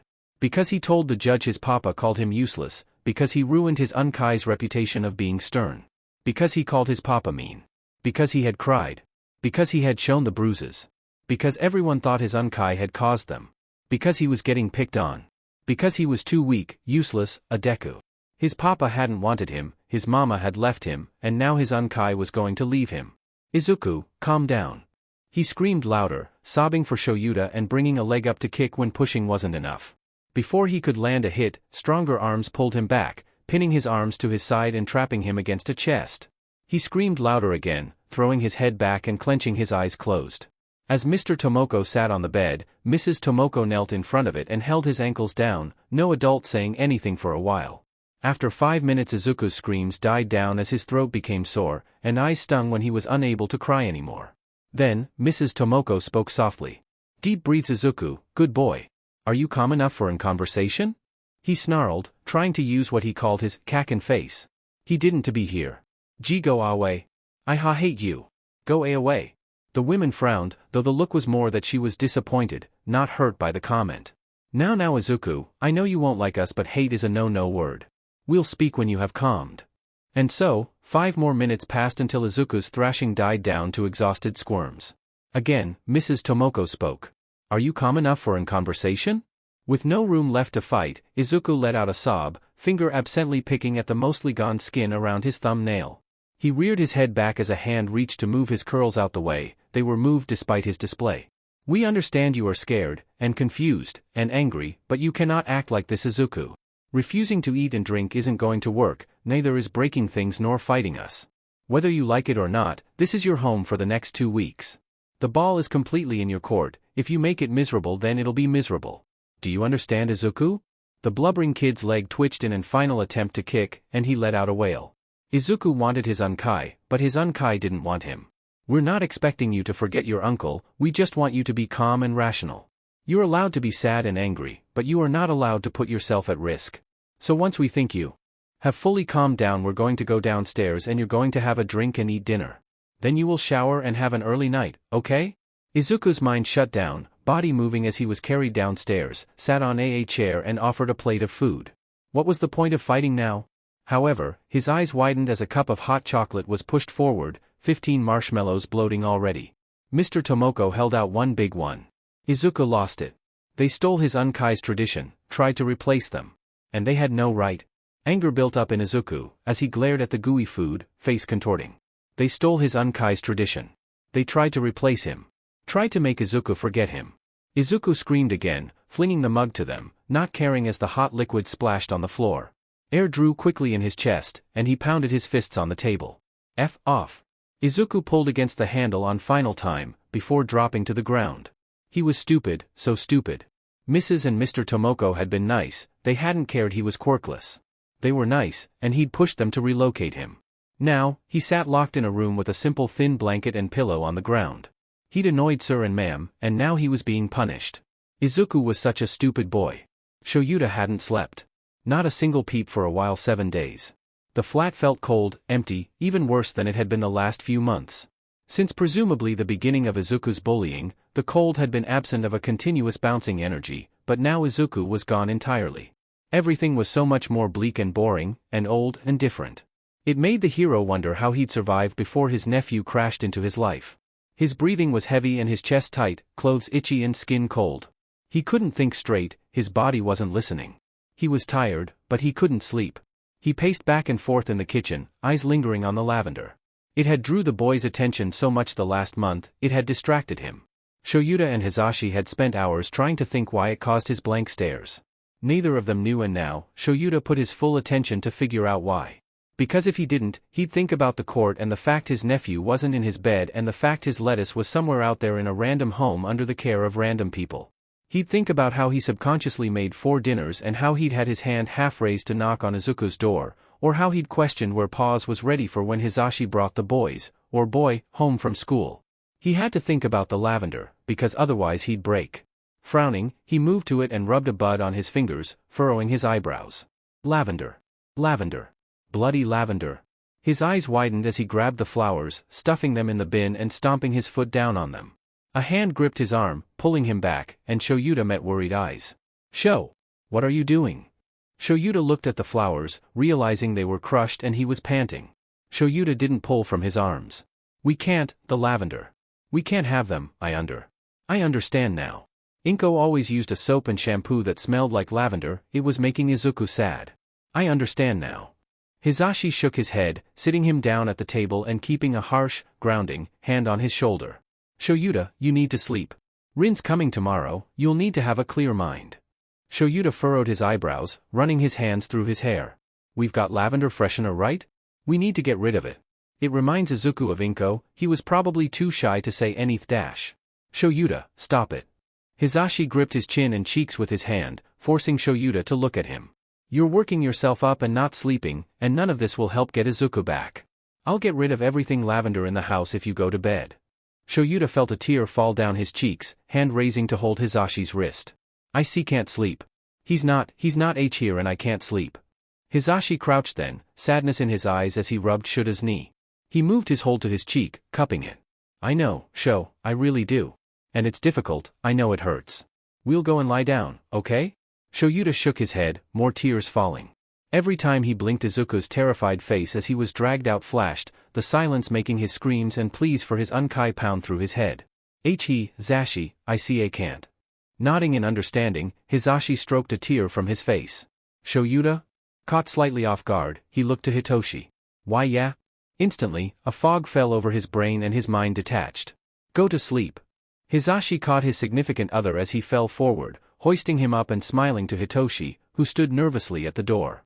"Thank you, buddy. Can you go and pull the blanket back so I can put him down?"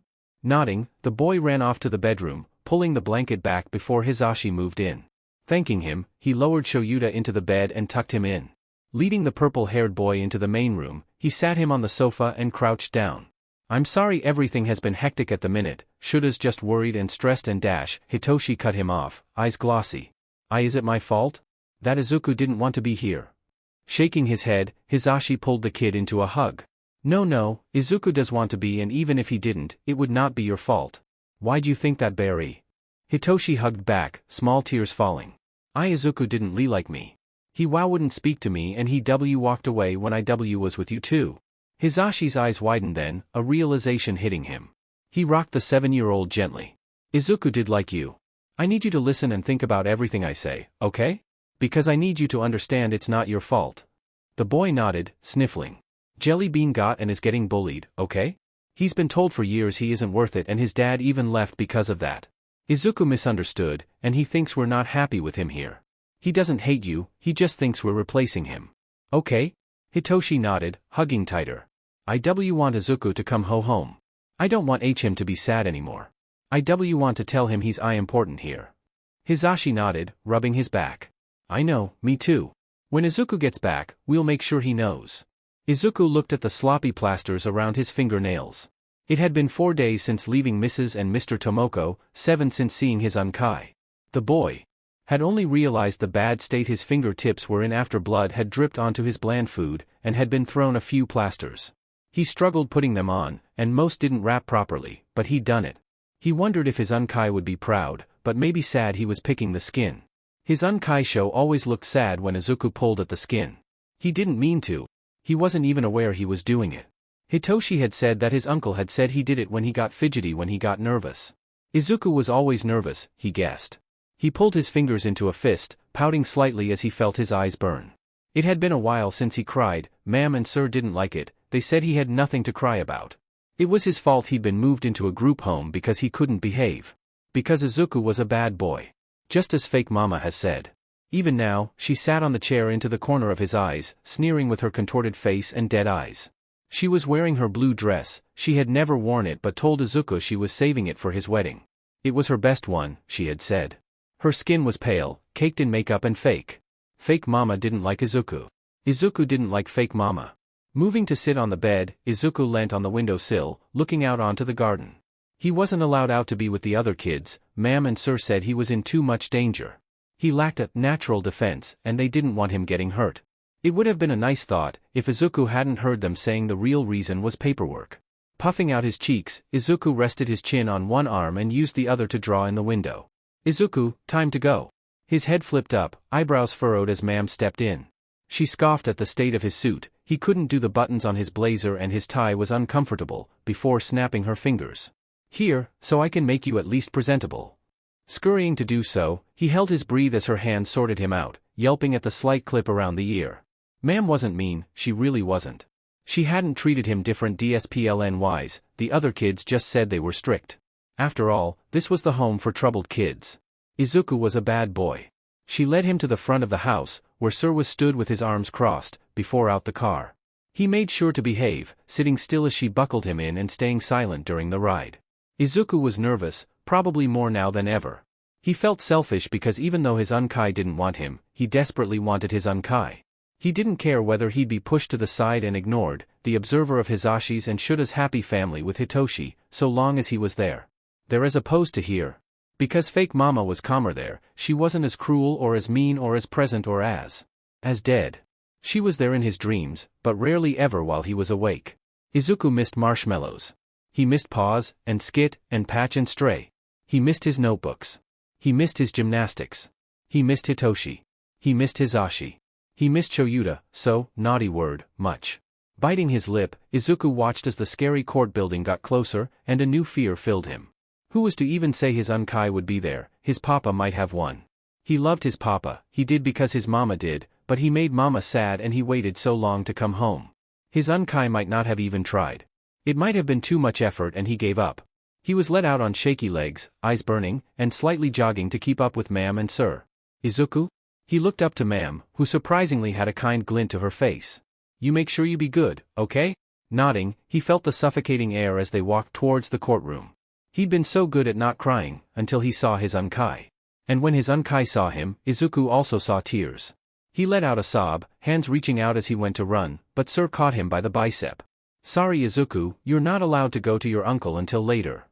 His breath was ragged as he cried, still reaching out as he was led into the room he had the other week. As he screamed for his Unkie, he barely heard the slight yell back. And although it was small, and probably made sense to no one else, it made Izuku's heart flutter more than he could have thought. It made him believe, because he might go home. You can have 20 marshmallows. Be seated. Shouta couldn't help the anxiety crawling out his walls, the shake in his hands and nervous picking of his nails. He suddenly remembered seeing his father have the same nervous tic and himself and Inko developing it, as he sat in the barely cushioned wooden chair. Hisashi gripped his hand, pulling the nails from one another and using it as a grounding tactic. Shouta used it as a lifeline. Rin sent them a small look, one of reassurance, as he pulled the documents onto the table. It was a copy of the statement they had provided 3 days previous, to use for reference, but all three had all but memorized it. That argument was the result of days spent rewriting and pouring ideas, truths. Months' worth of coffee and broken keys on the laptop. It needed to be perfect, to have no faults, because Shouta could not lose his nephew. His heart wrenched when he thought back to just 5 minutes before, where Izuku had screamed for him. He had been about to run forward, to wrap his kid in a tight hug and never let go, but Hisashi had been forced to stop him. He couldn't, because Izuku was currently in foster care away from them. So, he was left useless. Unable to comfort the boy that obviously needed him as much as Shouta needed he. You can have 20 marshmallows. Blinking back tears, he refused to look to his side, where Hisashi sat. His spawns of Satan were behind him, both looking giddy and murmuring about the promises their father had made. The Satan himself had a pinched look, a confident one, but still pinched. He had a trump card, but he wasn't sure how effective it would be. That made Shouta anxious enough. The judge cleared her throat, and Shouta pushed Eraserhead up, keeping himself straight-faced, well, as much as he could with tears threatening to fall and the anxious nibbling of his lip, as they regarded the document in her hand. Mr. Midoriya, we'll start with your case. As the father of Izuku, you hold a higher regard for his well-being, as you stated. I get the feeling you care for this boy, as a father would, but I am troubled by some of your wording. You assume Izuku is in danger due to his quirklessness, and believe he'll be safer in an environment where he can be nurtured separately. The man stood, bowing in respect and nodded. Yes. I believe it's delusional to believe he'll be able to be safe with other kids who have quirks. As we've seen, he was bullied ruthlessly for his condition. The woman nodded, looking over her glasses at the page. You also wish you push him towards the quirk proffer surgery? Can I hear your thoughts on that? Yes, I do. And I understand the ordeal is rather punishing on people, but I believe the long-term benefits will be much more worthy. Even if the quirk is as small as a simple hair color changing, he won't be discriminated against. He'll have a future. Employers are more likely to dismiss his application, schools won't accept him and he'll be pushed to the sides of society all his life, just for not having a quirk. My boy also has a gift I wish to nurture, and create a pathway for him. You see, as I stated, he has impeccable analysis skills, even for a child as young as he. I can offer the best tutors and schools for his skill to be developed and allow him the best life. Manipulating his own words before Shouta could provide them as evidence against him.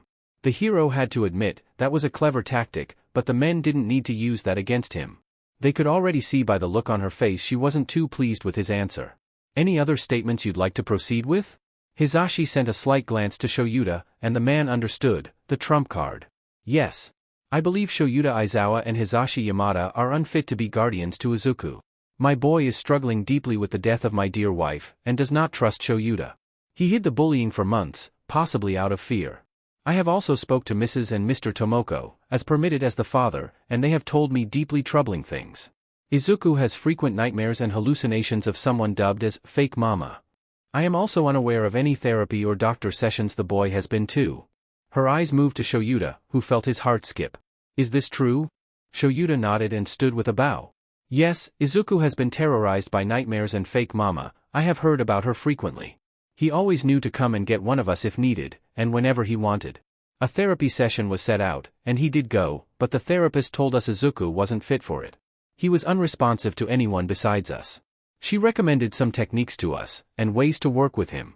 She claimed he had an overactive imagination, as a child does, and along with his grief he was creating a figure the way one would with an imaginary friend. Her confirmed the lack of mental attributes with the doctor. Nodding, the judge beckoned for Hisashi to sit as she swapped the documents, eyes running over presumably her notes. Mr. Aizawa, moving to you. I was surprised by your argument. Whereas Mr. Midoriya focused on how he was the better choice for Izuku, you decided to go down the route of how Izuku would fare in your care. Shouta felt his heart skip a beat, clinging onto her words as though they were the last he'd ever hear. He couldn't tell by her voice her opinion on it, and that scared him more than anything. It's an interesting approach I don't see often enough. You claim Izuku will be happier and better off in your care, but not necessarily safer. Can you explain further for me and the court? Shouta nodded, taking a deep breath. Yes, Your Honor. I don't believe Izuku should be treated differently. As the same with all children, he'll also have a risk to him. Whether it being falling from a tree or being near a villain attack, there is always a risk. That's how children learn. We don't know not to poke the cat until it scratches us. As much as guardians or parents wish to, we can't coddle kids, it'll take away their sense of adventure and freedom. They won't learn how the world is, and they won't be happy. Izuku is no different to other children. Quirks are a tool to be used, and while Izuku does not have a quirk, he's smart. His voice wobbled a little. Yes, Izuku will face hardships. He already has. He'll be picked on, and discriminated. He'll be turned down and looked down on, but pushing him through a surgery won't fix it. Izuku doesn't need to be fixed, he needs someone who will be there when he needs him. Someone who doesn't treat him differently like everyone else, someone to offer a hug when he needs it the most. He needs someone to show him right from wrong, to help him know when to walk away from a fight, and someone to show him how to defend and de-escalate fights when they do happen, because they will. He needs someone to love him the way he is, not someone who wants to fix him. So I ask, please, even if Izuku does not come home with me tonight, please do not let him go with Hisashi. His father is not the man who can look after Izuku like any other child. The judge nodded slowly then, clearing her throat. I have spoken to Izuku alone, and after reading your arguments and hearing you today, I have made a decision. The 7-year-old chewed on the plasters, wrapping his fingers, stomach tightening and loosening uncomfortably. He felt sick. When he had been led out the room, the courtroom had been empty and he was unaware. Unaware of where everyone had gone, of where he was going. Holding the bunny teddy close to his heart, he rubbed his dry eyes, stepping lightly with his head down. His mind was empty, black and white. Even fake mama had decided to leave him alone. He'd been told the few things be owned had been sent ahead, and as they stopped on the curb, the yellow backpack had been waiting. Tears burned his eyes as he opened it, pulling out the tattered bracelet. His stomach was warm as he slipped it on, a choked breath getting caught in his throat. He wanted his Unkie. Ma'am crouched beside him, pulling the tie off. It's a little warm out, do you want your blazer off? Izuku shook his head, shuffling slightly. He wanted to leave. And no, it's okay thank you. She nodded, grabbing his backpack and neatly putting the tie in. Your guardian shouldn't be long. There's a bench here, come on. So he did, climbing onto the bench and leaning against the back, letting his eyes fall closed. He was tired, it had been a long day and the feeling of adrenaline burning his veins was yet to go away. He yawned, nodding off slightly when a finger poked his cheek. A rough, ragged voice cut through his buzzing ears. You haven't jumped off anything while I was away, did you? His green eyes snapped open, zoning on Onyx and freezing for a second. Crouched in front of him, a crazy grin on his face, was the man he had yearned for. He looked barely had different, purple bags beneath his eyes just as stark against his pale skin, black hair haphazardly brought back into a bun and suit surprisingly clean. Although, the tie was loose and top button undone. The only different was the subtle red around his slight puffy eyes, evidence he had in fact cried. Izuku was still unable to move, unsure if this was real. Eventually, after a minute, tears rained down his face as he lurched forward, plowing his body against the man's chest and wrapping tight around his neck. Unkie. The man stabilized himself, not moving from the crouch and rubbing soothingly into the sobbing boy's back, hugging tightly back and trying not to cry. Hey, it's okay.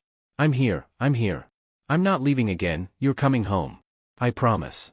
And if Izuku hadn't broken before, he had now. He wailed and clutched tighter, willing to never let go. His Unkie made a promise, that meant he meant it. Izuku was going home.